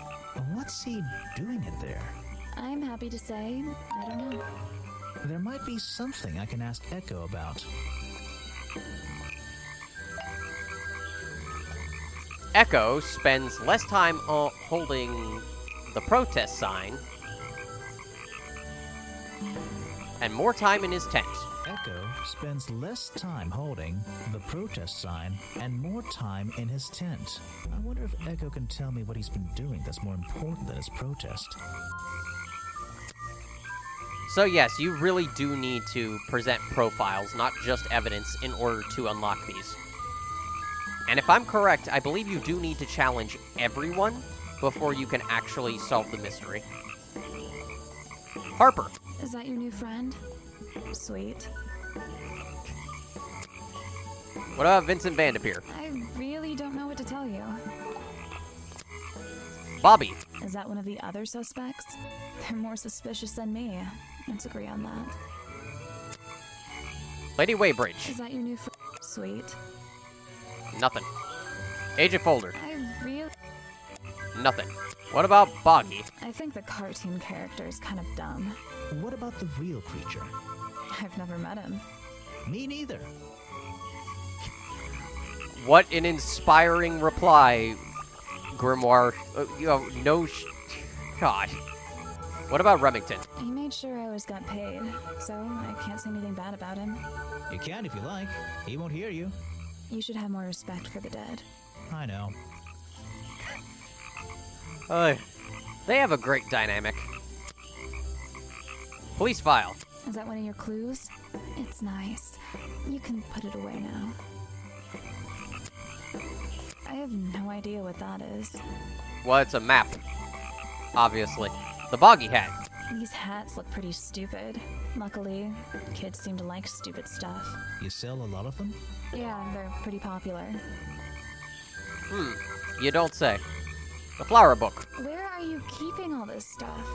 In your pockets? No, I'm keeping them in my non-existent hat. Is that one of your clues? Nothing for folders file. The swamp juice. I have no idea what that... You work here. How do you not know what the swamp juice is? The bog dog. Where are you keeping all... The film footage. Is that one of your clues? The curtain piece. I have no idea. The lockpick. Where are you... The explorer's journal. Is that one of your clues? I have no idea. The missing page. Nothing. The costume designs. I can draw way better than that. Can you show me? There's no time. Maybe in the sequel. Yeah, sure. Maybe in the sequel. Hint, hint. The headpiece. That is not something from my gift shop. I've never seen it before. Still found there. The gloves. Where are you keeping... Nothing. The flippers. Is that one of your clues? Nothing. And your leggings. They're mine, but I left them here last night.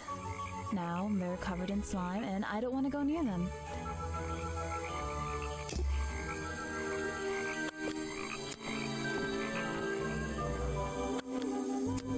There is a reason I'm just walking about normally. Though, it might be too late by now. Who knows? Oh? Time to present clues to Echo. The police file. I'm afraid I have no idea. The map.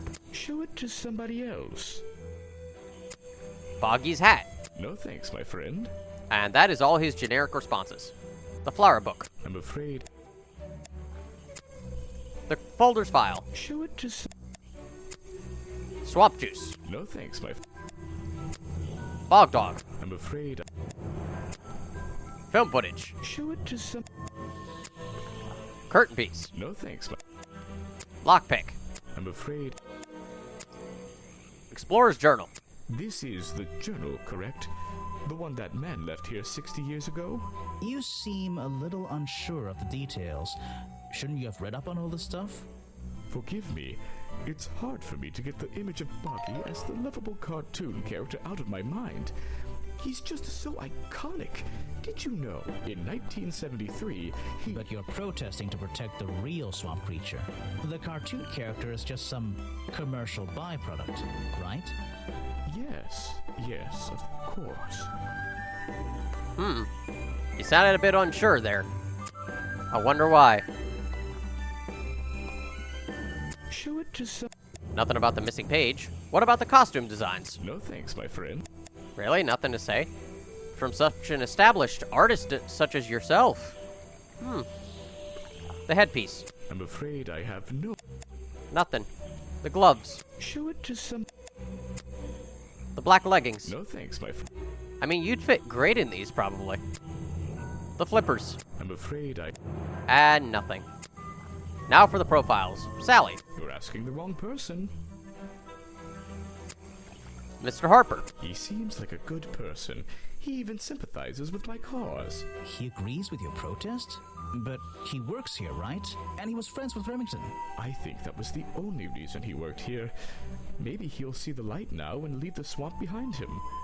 Maybe everyone will. Wow. How ominous. The music just ended. God. Like, what happened? Did someone just murder the musician in the background? Or do they get creeped out and suddenly leave? What about Vincent Vanderpeer? You're wasting your time with that one. Bobby Burrell. I have nothing to say about them. And that's all the generic responses for characters. Lady Weybridge. You're asking the wrong... Agent Folder. Ah, yes, Agent Folder. A good man. You know him? We get on rather well, and we shared a number of views on the way things were run around here. Interesting. What about Boggy? Boggy is my prime suspect, you know. The creature you're trying to protect. Protect is the wrong word. If your suspicions were correct, we could both agree he's a creature that doesn't need protecting. You think he might be the murderer? I think he's a wild animal, and he wants to be left alone at any cost. And what about Remington? The murder victim. Since last night, yeah. But he was the owner of Boggy's Bog. Did you know him? Not personally. To be honest, I'm quite glad about it. Interesting. What about Echo? Yourself. A man who has sacrificed luxuries to protect those who need protecting. Pretty good beard, too. I mean, I won't deny that is a pretty great beard. I heard you've been spending less time protesting recently and more time, in your tent. Normally I wouldn't pry, but it's my job to I'm ask. touched people have even noticed something like that. I usually get the impression everyone else is doing their best to ignore me. So, you admit it's true? You can put your notebook away. There isn't really any reason for it. Nothing worth writing down, at least. Well, if it's not worth writing down, maybe it's worth hearing. In that case, you'd forget it. How do you know? Maybe it would echo in my mind.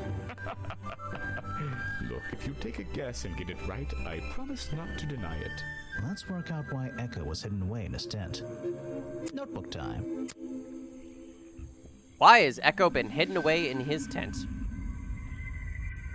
Now, the answer should be potentially obvious, but there is an optional achievement here. I have a silly nickname. The achievement is Haunt the Swamp, which, in this case, all you have to do is just draw the cute little ghost in your notebook for this particular scene. You've been hiding in your tent because the swamp is haunted. Why not? Interesting. I heard and The challenge is complete. Notebook time. The challenge is complete, but you can redo it because here's the thing. There is no correct answer to this. All of them are the right answer. It doesn't matter what you pick. You've been in your tent because it's been raining. Why not? So I may as well show you all of them very quickly.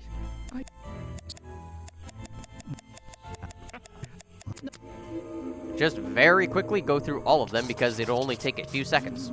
The Tax Man. You've been hiding in your tent from the tax man.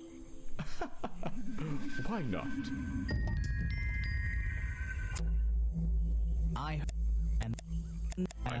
And finally, Notebook. Boggy. You are afraid of his monstrous flippers that will slap you upside the head. You've been in your tent hiding from Boggy. Why not? Interesting. Looks like this.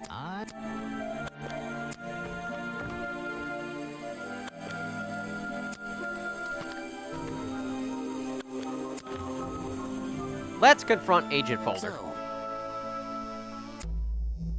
I have a bone to pick with you. are you setting yourself up for a joke? Something about a lockpick? Maybe. Who knows? Stop distracting me. I'm trying to interrogate you. My apologies, go ahead. So, what are we showing Folder now? Present a clue. The lockpick. Where did I find this again? Found it just outside the office. I found a lockpick at the scene of the crime. Oh, apparently you did. Why does this concern me? You already admitted to owning a lockpick and using it to open locked doors. You already admitted to owning one of these, and how you're ever so happy to come and go as you please with it, am I right? Be honest. Luckily for me, Detective, I was honest with you. I believe I have already explained that second lockpick before you even found it. You lost your lockpick in the swamp and had to buy a new one. You lost your lockpick in the swamp and had to buy a new one. That's right. I appreciate you finding it for me. However, I won't ask for it back. Apparently, it has since become some diabolical instrument in the art of murder. Yeah, it's an important piece of evidence. Well, that was quick. Actually, I believe I haven't presented the lockpick to you, so that was very much a guess. Huh. So you can do things slightly out of order. Anyway, to the clues. Present the police file. I've never seen that before, and I never want to see it again. Okay. The map. I have no interest in something like that. Obviously. The boggy hat. This is just a piece of junk they sell to tourists. It has no resemblance to the real creature. What about the flower book? You're wasting your precious time, Detective. And that's all his generic responses. What about your file? This file goes over some basic differences between the genuine creature and the cartoon character. It's nothing more than a basic overview, really. Interesting. What about the swamp juice? I've never seen that. Nothing. What about the bog dog? I have no interest. Nope. The explorer's journal. An important piece of the puzzle. This journal is a key to unlocking the history of this place. Whoops. What about the missing page? Is that the missing page of the journal? I think so. It's an important artifact. It belongs in a museum. Yeah, you're not wearing the right hat to be saying that. I'm assuming that's an Indiana Jones reference. However, I have never seen an Indiana Jones film, so I can't be certain. Feel free to point at me and laugh. The film footage. You're wasting your... Nothing. The curtain piece. I've never seen that before. Nothing. What about your lockpick? Something you found on the floor? Come back when I'm not so busy, alright? The costume designs. Well, this design is some bizarre hybrid between the real creature and the cartoon character. Interesting. The headpiece. I have no interest in... Nothing. The flippers. The real swamp creature had claws. 3 on each hand, to be precise. Why does the costume just have these pathetic fins instead? Guesswork. Nobody can know what Boggy's feet look like. It's his greatest secret. And the black leggings. You're wasting your prey. Nothing. I suppose I should mention this now because I've been largely ignoring it. I am not going to present the incorrect options to those various confrontations because there's nothing really to say. It's just you can read them there and all that happens is he says them. That's it. Nothing important. There's no change. You just fail and have to redo it. Anyway, about Sally. Next time, only show me something if it's important. Let's make that a rule. Alright, what about Echo? Oh, yes, I know him. He occasionally asks me about the history and biology of the swamp creature. I explained to him what the real Boggy looks like and how they changed his appearance for the cartoon character. Why did he ask about that? Because some people are naturally curious. You should give it a try sometime. I mean, it is true. There's nothing wrong with learning about the differences between them. Harper. This person is of no interest to me whatsoever. Despite being voiced by you.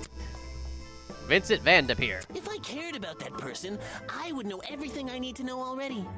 And that's all your generic responses. Bobby. Next time? Nope. Lady Weybridge. This person is of no interest to me Well, they would be of interest to you if you knew their connection to Boggy. What about yourself? If I cared about that person, I would know everything I need to know already. They're you. It's kind of weird how some of the characters have something to say about themselves, but others have literally nothing and act like it's a completely different person. I don't know if I would call that an oversight or not. Boggy. Are you asking about the cartoon character? Because I have no interest in such childish matters. No, I think I'm asking about the actual creature. What's the difference anyway? Everything! Well, that answered everything. What about Remington? The man was a fool. That's all you need to know. Huh. Fascinating.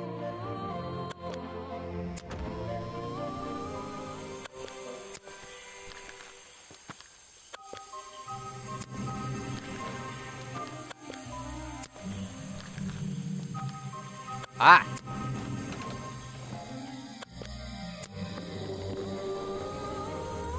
Unfortunately, there's not much left to do. Besides, maybe confronting those other two. Oh? And, of course, presenting clues to them. Again, there is a reason I keep walking around. I'm hoping I don't miss them. The police file. That's great. Let's challenge I you. heard from Mr. Vanderpure over there that you were nowhere to be found last night. Didn't I say I was at the cafe? Yeah, you did.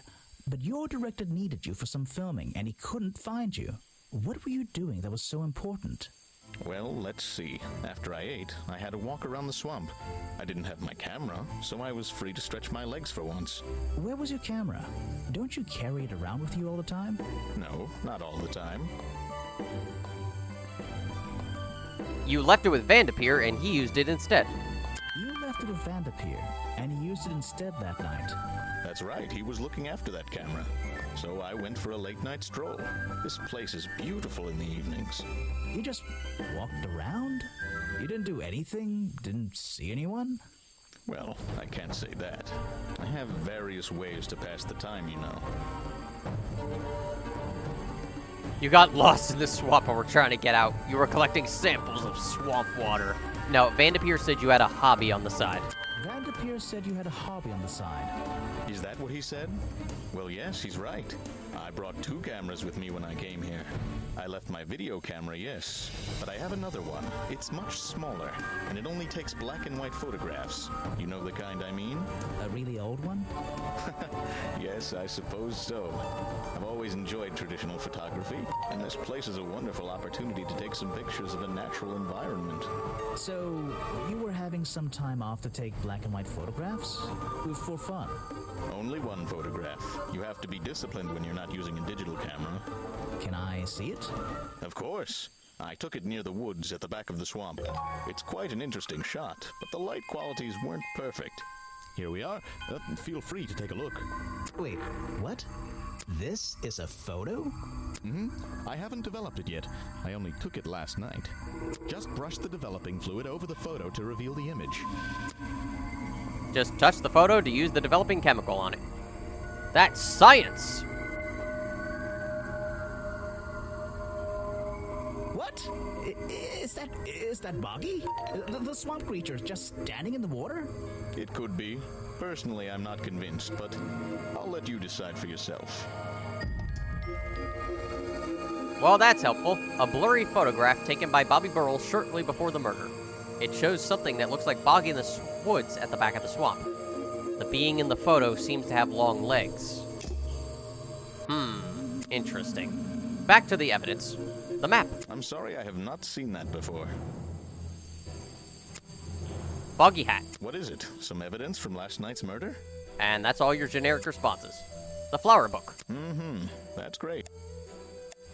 Nothing. The folders file. I'm sorry, Nothing. The swamp juice. What is it? Nope. The bog dog. That's the... Before he got... Ah, This is... I'll just do it again. My bad. That's the food I saw Mr. Remington eating at the cafe last night. Before he got ill and rushed back to his office? That's right. This is going down in my notebook. It might be important. Oh, well. Sometimes you're just mashing the button. Black and white photo. Yes, that's my photograph, taken near the woods at the north end of Boggy's Bog.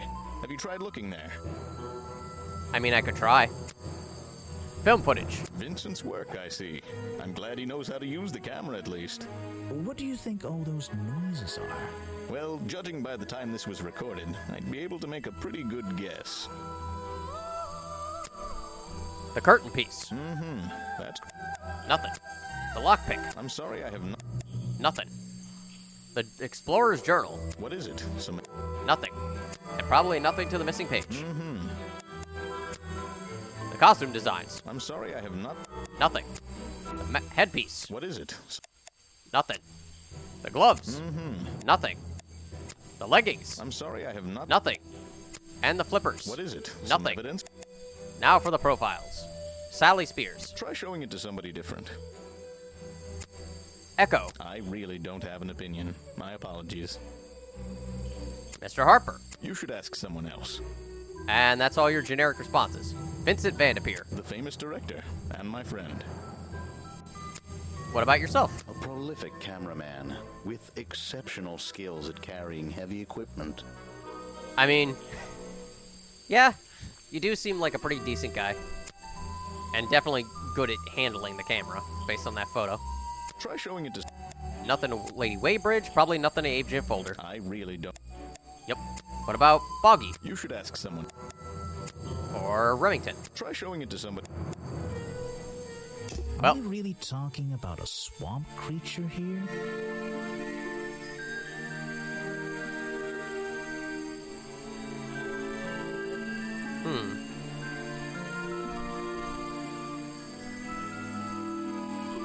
The Boggy character I found in my office. Yes, clearly. The costume design I found in the trash can explain, what the Boggy character was doing last night. The costume design I found in the trash can explains what the Boggy character was doing last night. I'm losing my mind here. Oh, right. I misinterpreted that. But that's your mistake.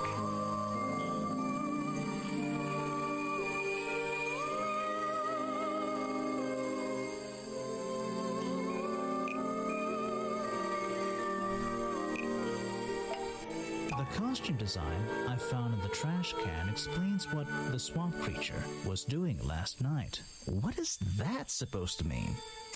Huh. I'll be perfectly honest, I'm blanking for some reason. Ah, no, there we go. The costume design I found in the trash can explains what Burrow's black and white photo is showing me. My detective's intuition is kicking in.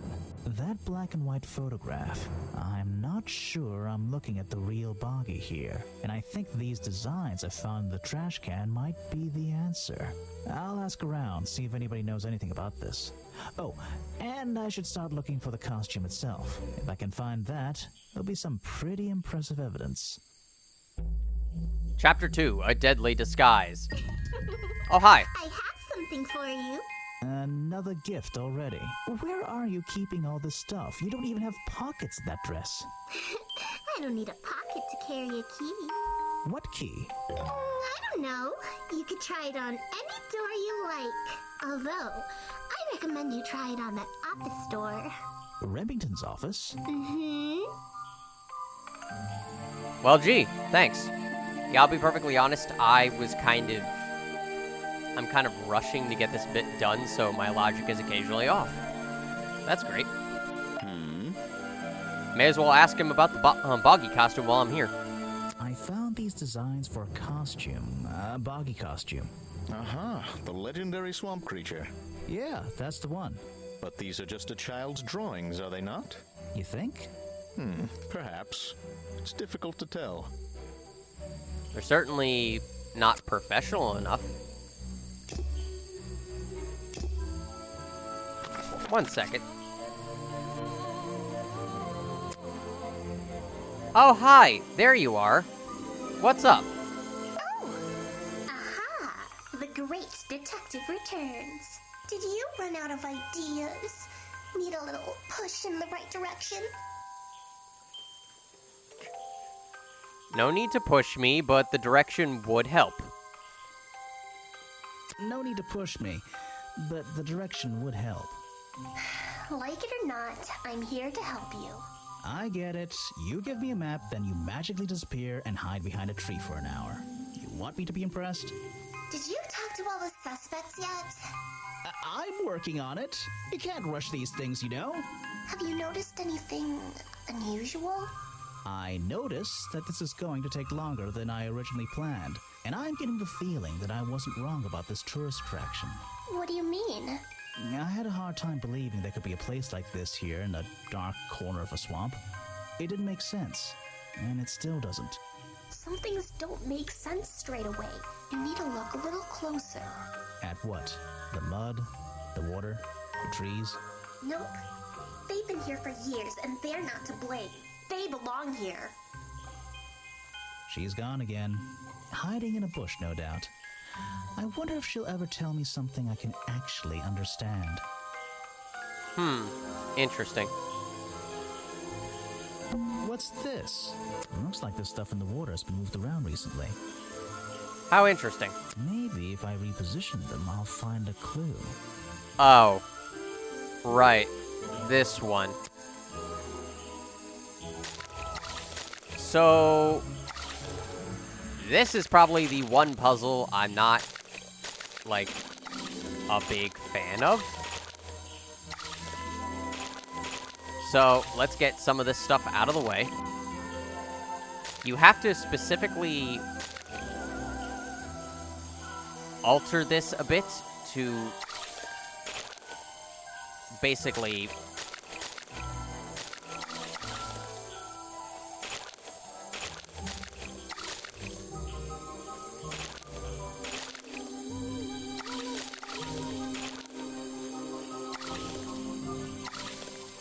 Huh.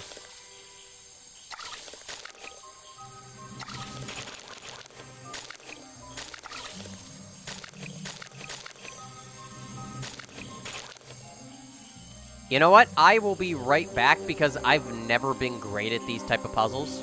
I will be right back. Alright, I'm back. So, here's your answer. I recognize that footprint. Yeah, I'll be perfectly honest, I've never been great at the puzzles where you have to line up the shapes with each other. I don't know, they just always kind of don't gel well with my brain, but whatever. It's the same as the one found at the crime scene. Alright.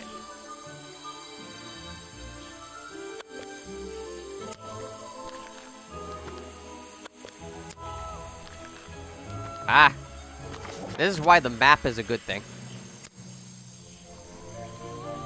And she has not appeared. So yes, the little girl will occasionally pop up, and you do want to talk to her.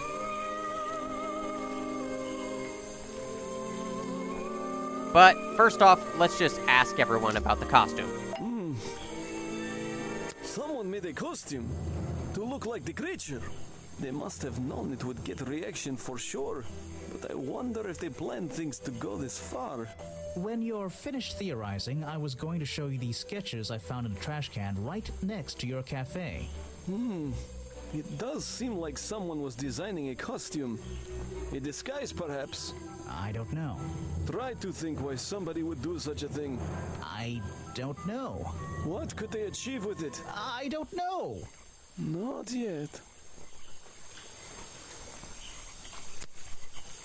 What about this black and white photograph? Why don't you show that to someone else? Well, you're sure helpful.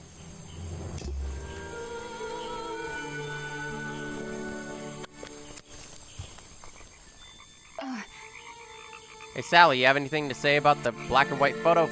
This was taken near the forest at the back of the swamp, correct? Yes, I think so. The water is really clear back there. The legs of this thing are reflected in the bottom half of the photo. It's a nice shot, actually. A reflection? Oh, yeah, of course. A reflection in the water. Yeah, totally. Obviously, we could figure that out ourselves. Dang, Grimoire, she might be a better detective than you. Surely that won't be relevant for later. What about the boggy costume? I have a theory that the murderer was wearing a costume. A homemade outfit designed to look like the swamp creature.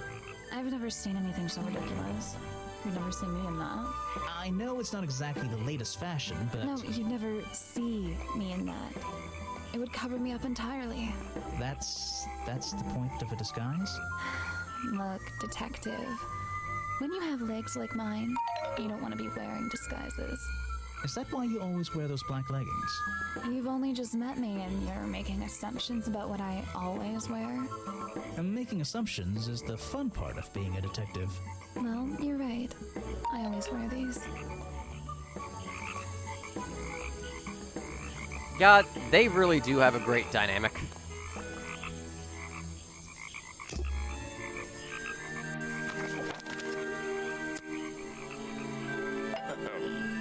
Ah, that's right. We haven't yet talked to Vincent Van Depeer. I knew I was forgetting someone. Boggy costume. What can you tell me about these designs for a boggy costume? Nothing whatsoever. You're sure you didn't see anything like this while you were filming yesterday? Wait, hold on a minute. What if Don't you dare ask. This costume isn't your doing, is it? Made for your movie, I mean? My friend, there will be no costumed idiots within the viewfinder of my camera. I can assure you that. And what about your boggy movie? Isn't that gonna be, like, a guy in a costume, or a puppet, or one of those weird robot things? Technology has been kind to people like me. We no longer have any need for such tomfoolery. I can create a perfectly believable swamp creature within the confines of a computer. Much cheaper, too. Well, I don't like you. Go for the costume. Be practical. You want your movie to be a success? Well, believe me, people will appreciate it more if you go a bit more practical. Now, let's present clues to you. The police file. I don't really have time to be looking at items from your collection. The map. You won't be getting very far discussing that with me. Try someone less important.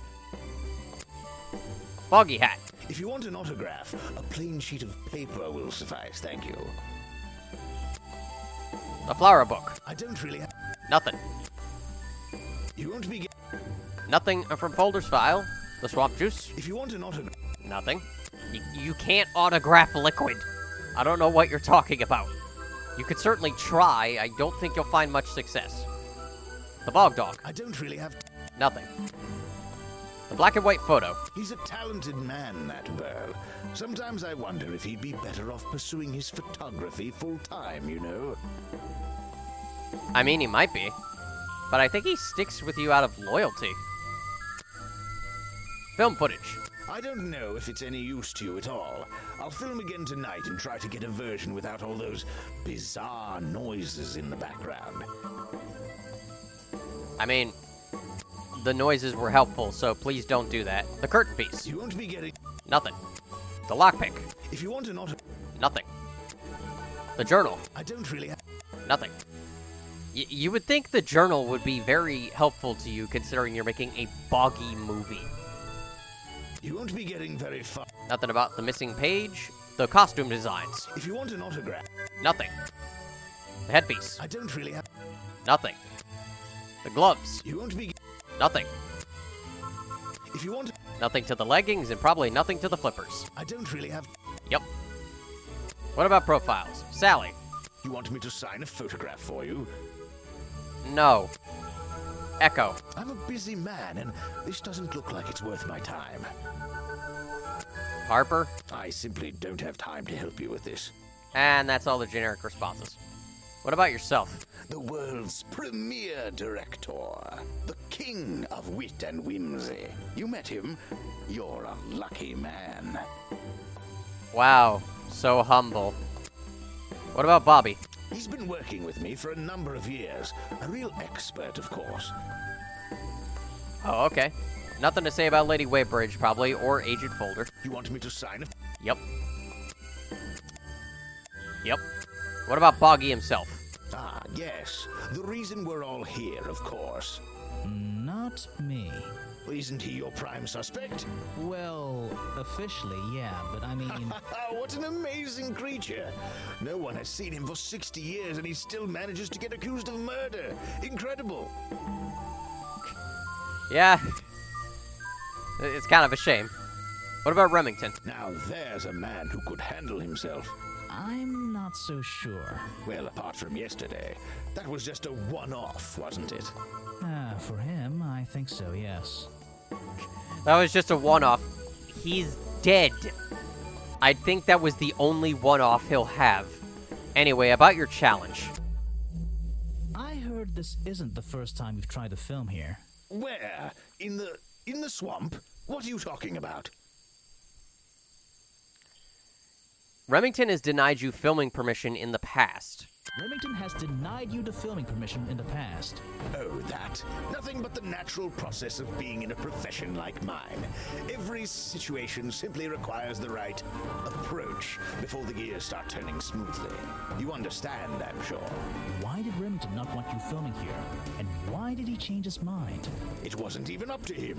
This area is protected, you know. There are certain rules, certain regulations. I encounter this kind of thing all the time, really. That doesn't explain why he changed his tune. It's a little suspicious. Why would you say that? A famous movie director suddenly gets his way. I wonder how that happened. Gee. Time to use my notebook. Just drag an item onto the paper to draw the idea. So basically what we just did with Echo, but also I guess they expect you to do this first. How did Mr. Vanderpeer suddenly get his own way? I am famous. I am the boss. Have money. Money, money. That's the one.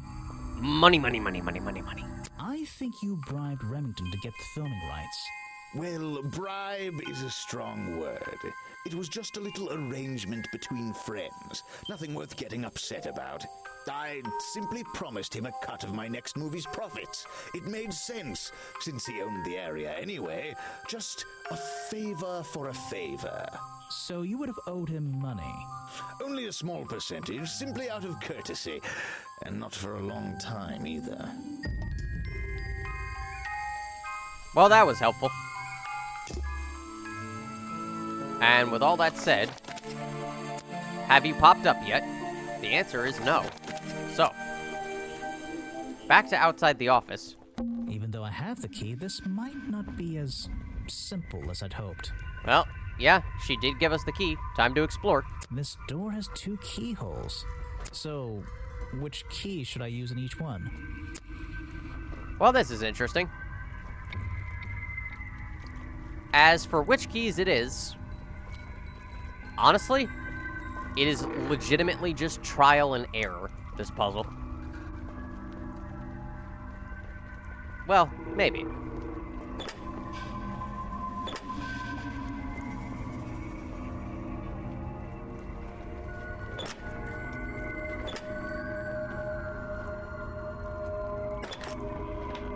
Blue and green. Yeah, there's not really, as far as I know, there's not really a actual clue to which one you need to do. It is legitimately just trial and error, which is always kind of iffy with me on puzzles. I've described this on my playthroughs of Zero Escape, but I'll spare you from that. Time to look around his office, and oh boy, there's a lot of stuff. Photos and paintings line the wall above the fireplace, but one of the frames is empty. Wait a second. What are these pieces on the floor underneath it? This photo is ripped, but it looks important. If I can piece it together again, maybe it'll reveal a secret.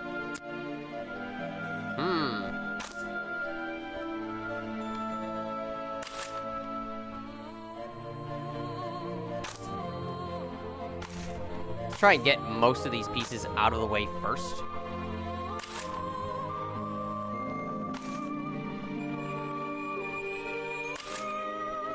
Luckily, the pieces will actually...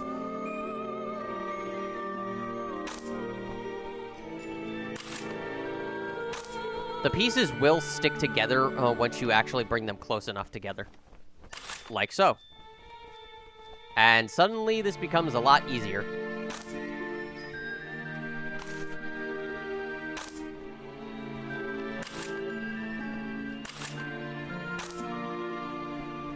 This photograph, it's a young Remington, and some other men I don't know. They're all holding rifles. Maybe I can ask Harper about it. First Order of Cryptozoology... Oh, God, that's a mouthful. First Order of Cryptozoological Hunters. Headquarters, 1963. A group of photo of a hunting club. A younger Remington stands among friends. They are all holding rifles. Well, that doesn't paint a good picture. These animals,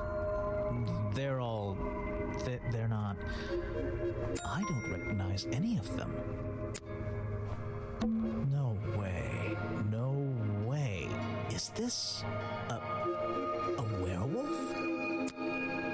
Looks like it. I don't know what's in that jar, and I wish it wasn't in there. I'm gonna stop looking at it now. This is the creepiest office I've ever been in. Ever. Hunting memorabilia. Claws, teeth. It would be an impressive collection if it wasn't so disturbing. An old hunting rifle, discarded carelessly near the window. This isn't the kind of thing I can ignore. An old-fashioned hunting rifle found discarded on the floor in Remington's office. This is the creepy... Ah, but look at this. Remington's desk is covered in drawings and maps and notes. It's all about Boggy. He was obsessed. An ink bottle spilled into his work. I'm sure he didn't do that on purpose. Eesh, it's a bit of a mess. Perhaps there's something underneath those drawings. Just move the drawings around. Vincent Vanderpeer's business card. There's a couple of numbers scribbled on the back. Vincent Van... It's a letter Remington was writing. Before something caused him to spill his ink bottle. My dear fellow. I received your note 2 weeks ago, but I've only recently found the time to do the appropriate research on the matter. I feel like my time in this awful swamp might finally come to a close. All due to the simple realization, the rest is obscured. What a tease. It's a note addressed to Richard Remington. The handwriting is immaculate.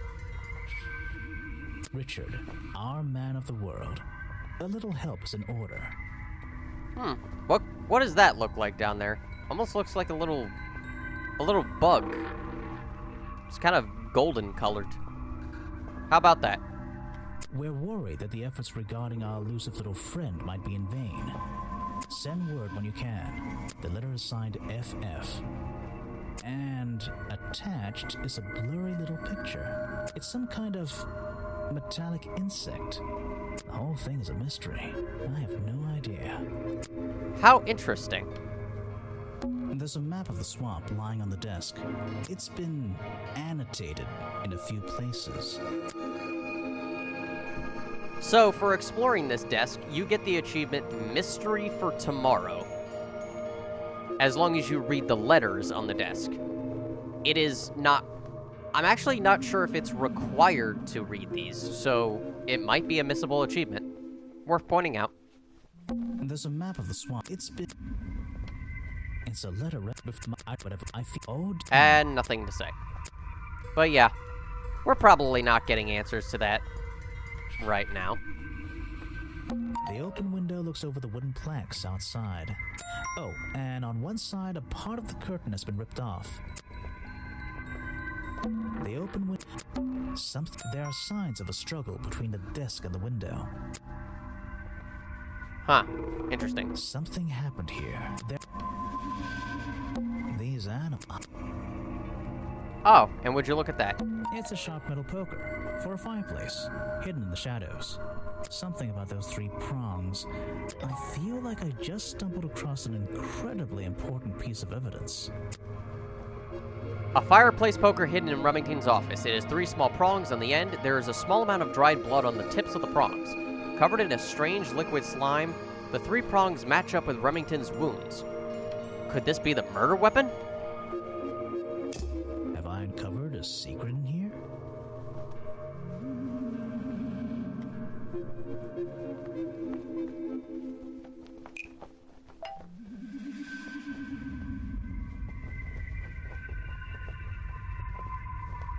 The hunting photo is historical evidence that Richard Remington belonged to a secret society. The hunting photo is historical evidence that Richard Remington belonged to a secret society. I'm getting a strong feeling that Remington might be the bad guy in this story. If he wasn't already dead, I would have loved to ask him a couple of questions. I should ask around, see if I can gather any information about his motives for being here. Chapter 3, Richard Remington's Real Reasons. You gotta love that alliteration. Well, time to get out of here.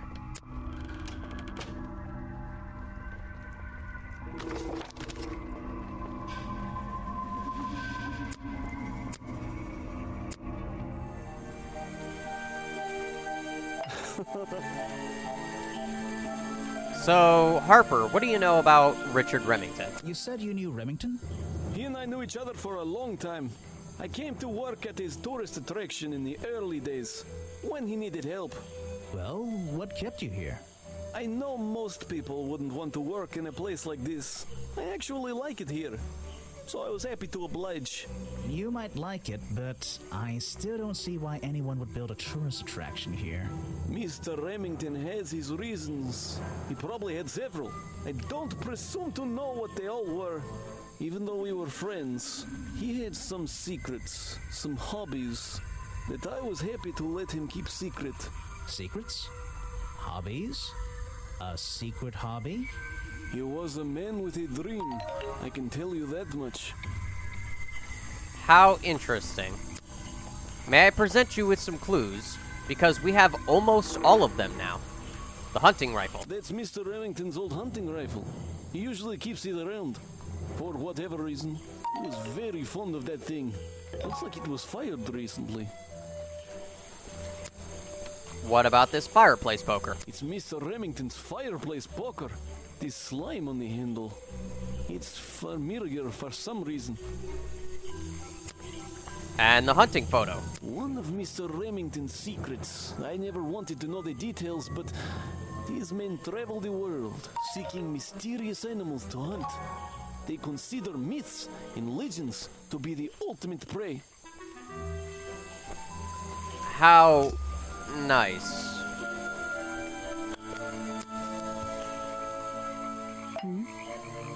Hey, Sally, you got anything to say about Richard?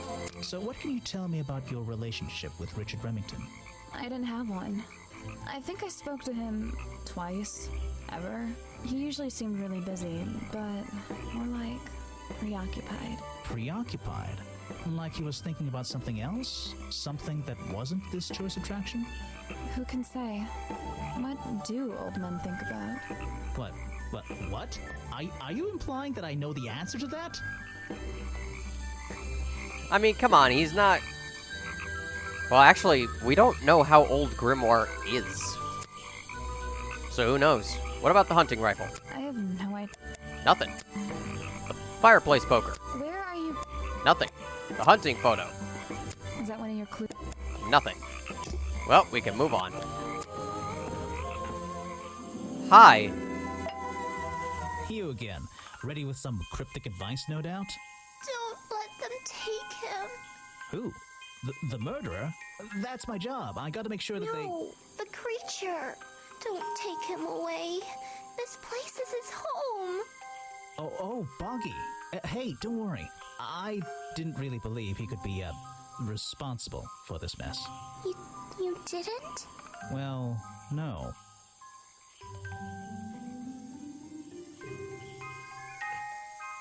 Mainly because I didn't believe he existed at all.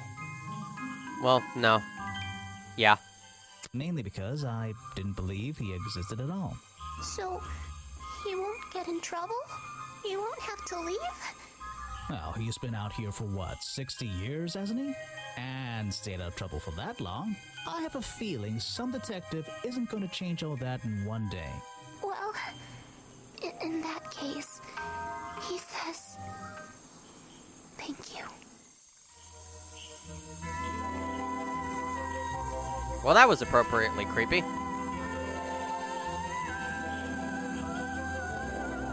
Oi.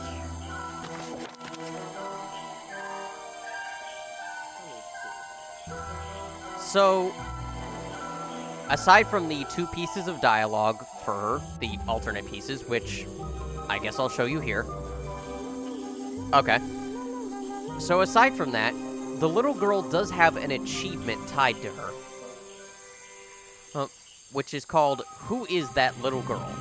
It requires you to speak to her at 4 separate places. The entrance, the crossroads, the woods, and the cafe. Which is why I've been checking around, but for some reason I haven't encountered her at the cafe. I believe it's very specific on how you do it. But since I apparently missed it, I guess I'll add in the footage here if I'm able to get it on a replay. Alright, assuming I got the footage, let's move on.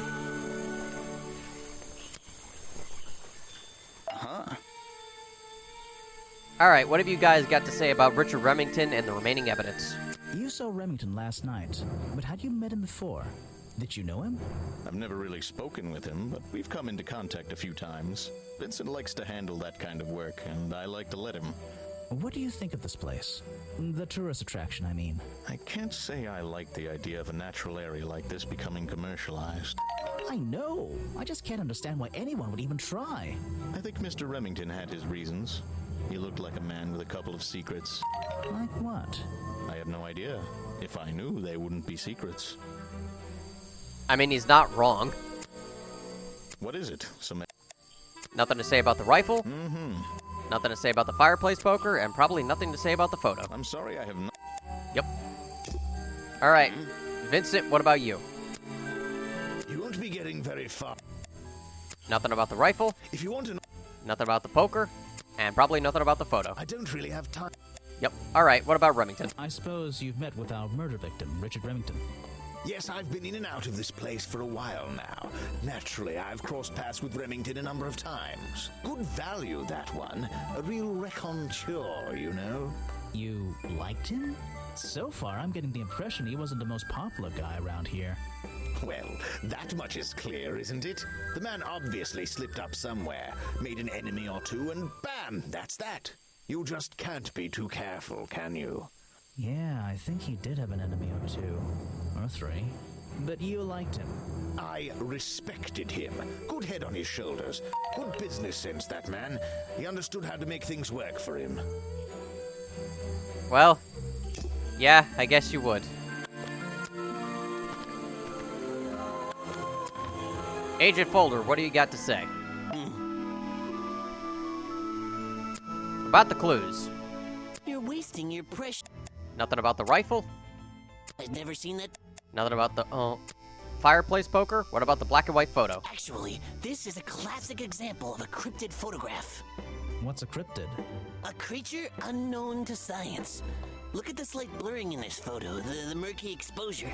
It's perfect. It's perfect because it can't really be used as evidence? Now you're catching on. I guess it's great for mysterious purposes. So, you found it. I wonder who else knows about it. Well, that was ominous. What do you know about the boggy costume? I found these designs for a boggy costume.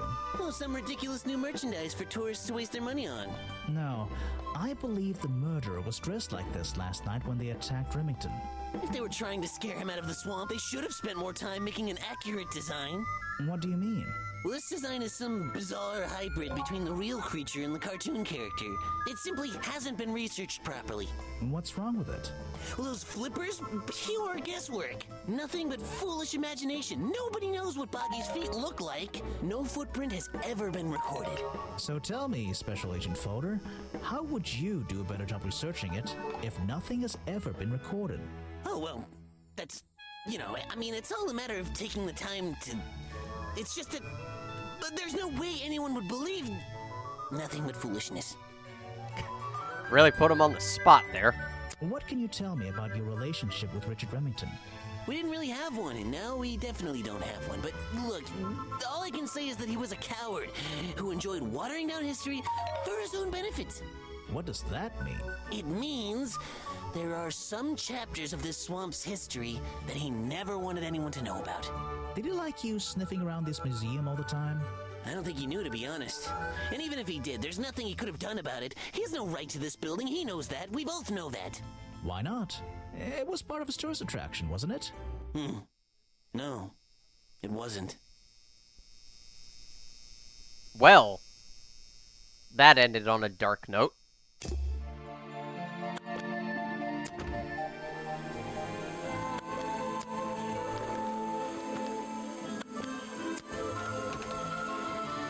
Hey, Lady Weybridge.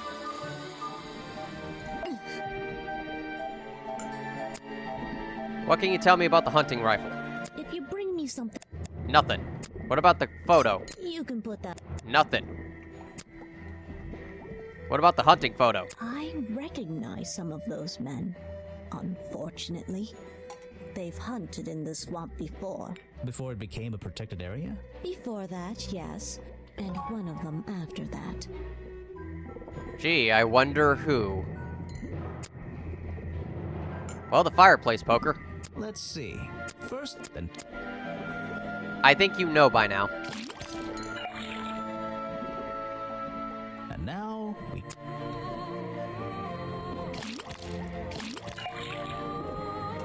Got it!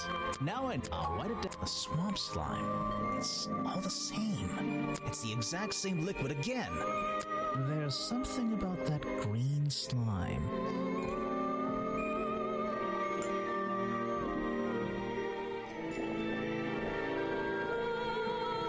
Let's see.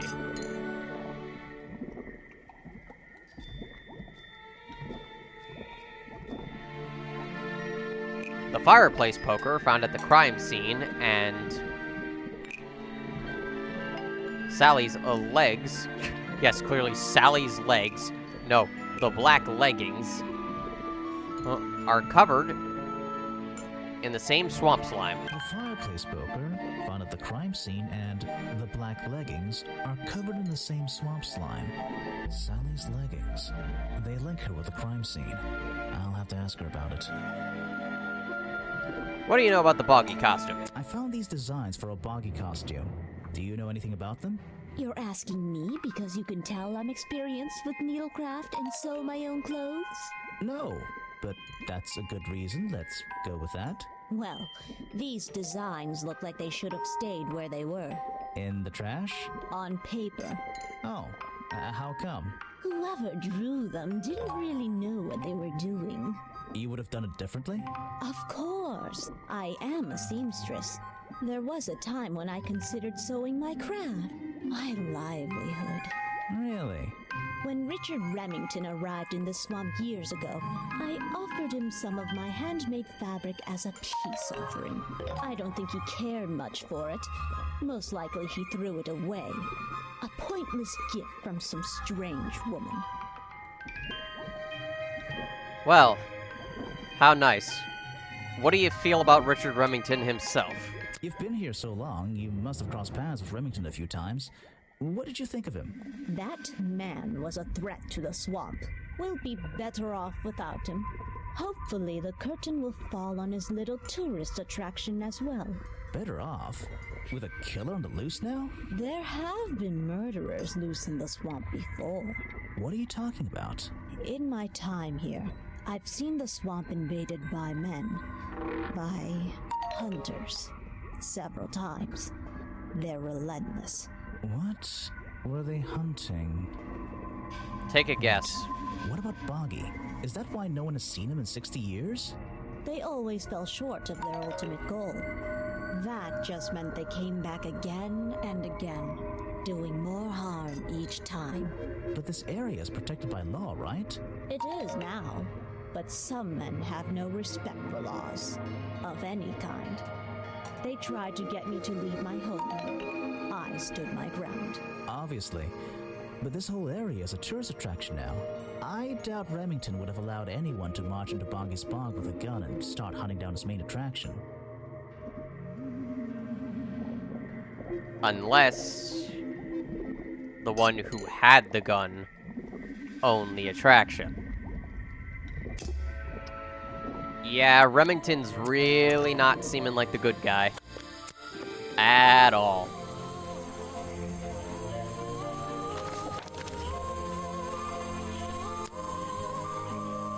It's a humble gift. No, I don't need to look at it. Hey, Hey, Sally. Can I ask you about things? The black leggings you found in your bag this morning. They're covered in the same slime that was on the murder weapon. everything in this swamp is covered in slime. What's your angle, Grimoire?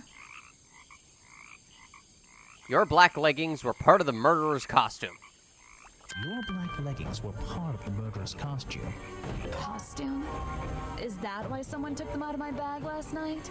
Well, you know, I don't have proof someone else took them. If I had been wearing them when I committed a crime, Do you think I would hand them over to a detective the second he shows up? Besides, look at them. What do you notice? You're too fat to wear the... No. No. They're loose and stretched. They're loose and stretched. That's right, someone else. Someone larger than me has worn these. They're stretched out, especially at the waist. It's pretty obvious. So, let's see. Somebody stole them to use in their boggy costume, and then put them back in your bag when they were done? If you say so. It's not my job to know all the details. It's my job to sell souvenirs. Do you want a souvenir? Oh, my, yes, but only if you choose one for me. You look like you could use something to wind up. You can take this one. Tap and hold the toy to wind up.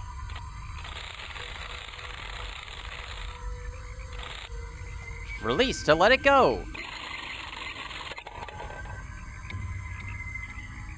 Well, that happened. Well, that was nice. Guy, you would have gotten punched if you said that. Probably. A small plastic toy sold at the gift shop has the cartoony appearance of Boggy. Boggy's feet are hidden in the bucket of water.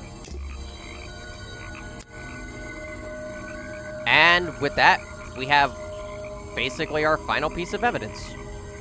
I always thought it was weird that his feet are in that little bucket all the time. It's just part of the character, I guess.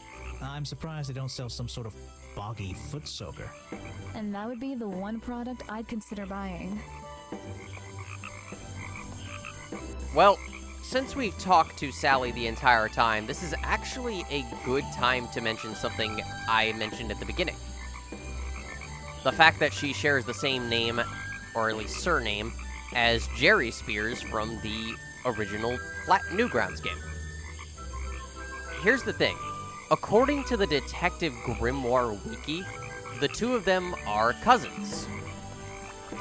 And it also mentions some other information about Jerry and another character, Mandy, from that same game.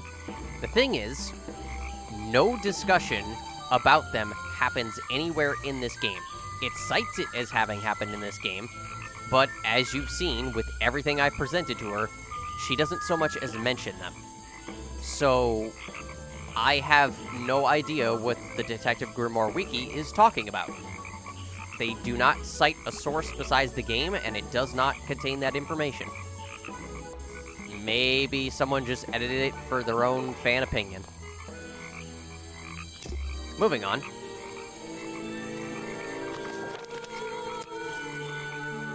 Ah. Well, time to present him a bunch of stuff. The wind-up toy. Show it to somebody else. Nothing. The black and white photo. No thanks, my friend. The hunting rifle. I'm afraid I... Nothing. The fireplace poker. Why are you carrying that around with you? I have a suspicion it may have been the murder weapon.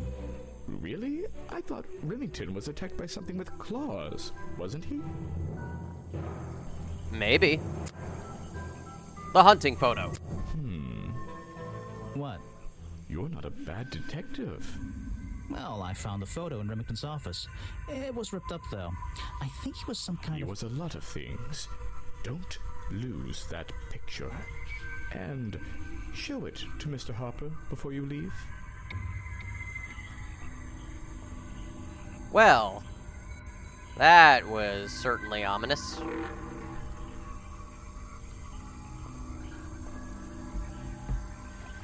What can you tell me about the Boggy costume? What can you tell me about these designs for a costume?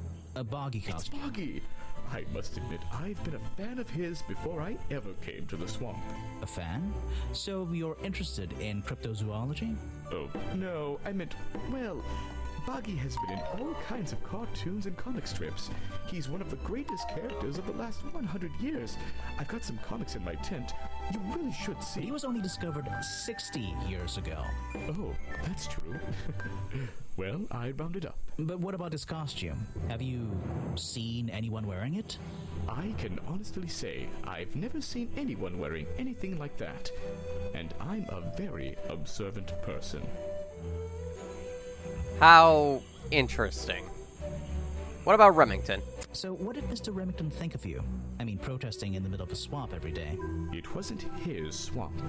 If he ever truly thought it was, then he was even more of a fool than he seemed. But he didn't like you hanging around, right? That man was exceptionally skilled at ignoring me, ignoring anything he didn't like. So, what? He just left you alone? He expected me to get bored and go home. He figured I'd get sick of this place and he'd have it back to himself. But he didn't want it to himself, did he? He wanted lots of people to come visit all the time, surely. I'm sure it says that in the brochure. Yes. How fascinating. I think it's time I went to talk to Officer James. Chapter 4, The Beginning of the End. Now, you can go talk to Officer James now if you want to. I would not recommend it.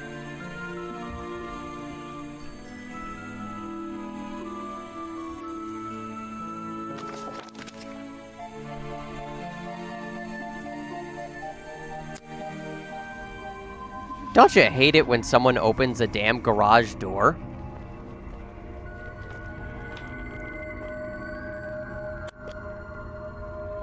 Hi. While you're in the middle of recording.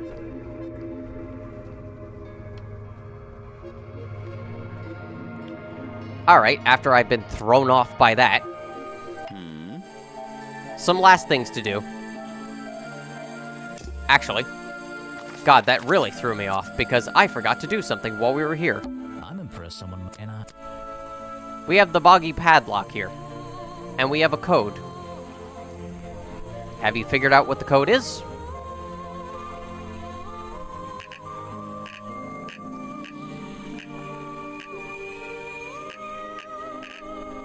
Just move it along. It is 1934. The same year as was on the little boggy poster of the cartoon. It's Echo's tent. I think he's been here for a while. It's a journal. I guess it belongs to Echo. Bad news. Remington is dead. I don't know what to do. Was my whole protest in vain? They'll shut this place down, sure, but I'll never know if I got through to him. That's all he's written. How fascinating. Now, real quick, let's just go to each of them and actually... That's the path that leads back past the protest and towards the crossroads. Let's just present the last piece of evidence to all the people. The wind-up toy. This area is kind of empty.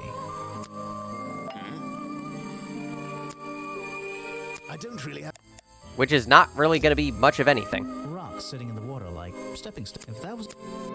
There's a narrow path.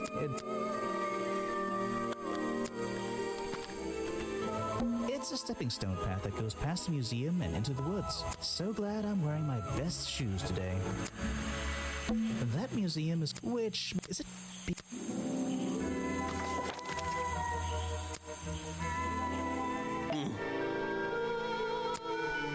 A good example of how Boggy's feet are never shown in any form. They often use that little red bucket to hide them. Well, that's nice. This is a real... not worth... There's a little door in the wall here. I think it leads outside. It's locked, though. And it's only recent... That might explain... It's supposed to... Copyright... No. Huh. You may notice that I am missing a fair amount of things.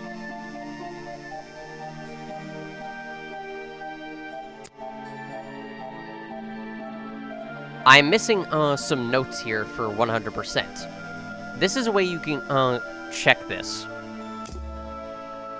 Just look at each location in your notes section, and you can tell if you're actually missing a little thing. There is a lot to click on in this game.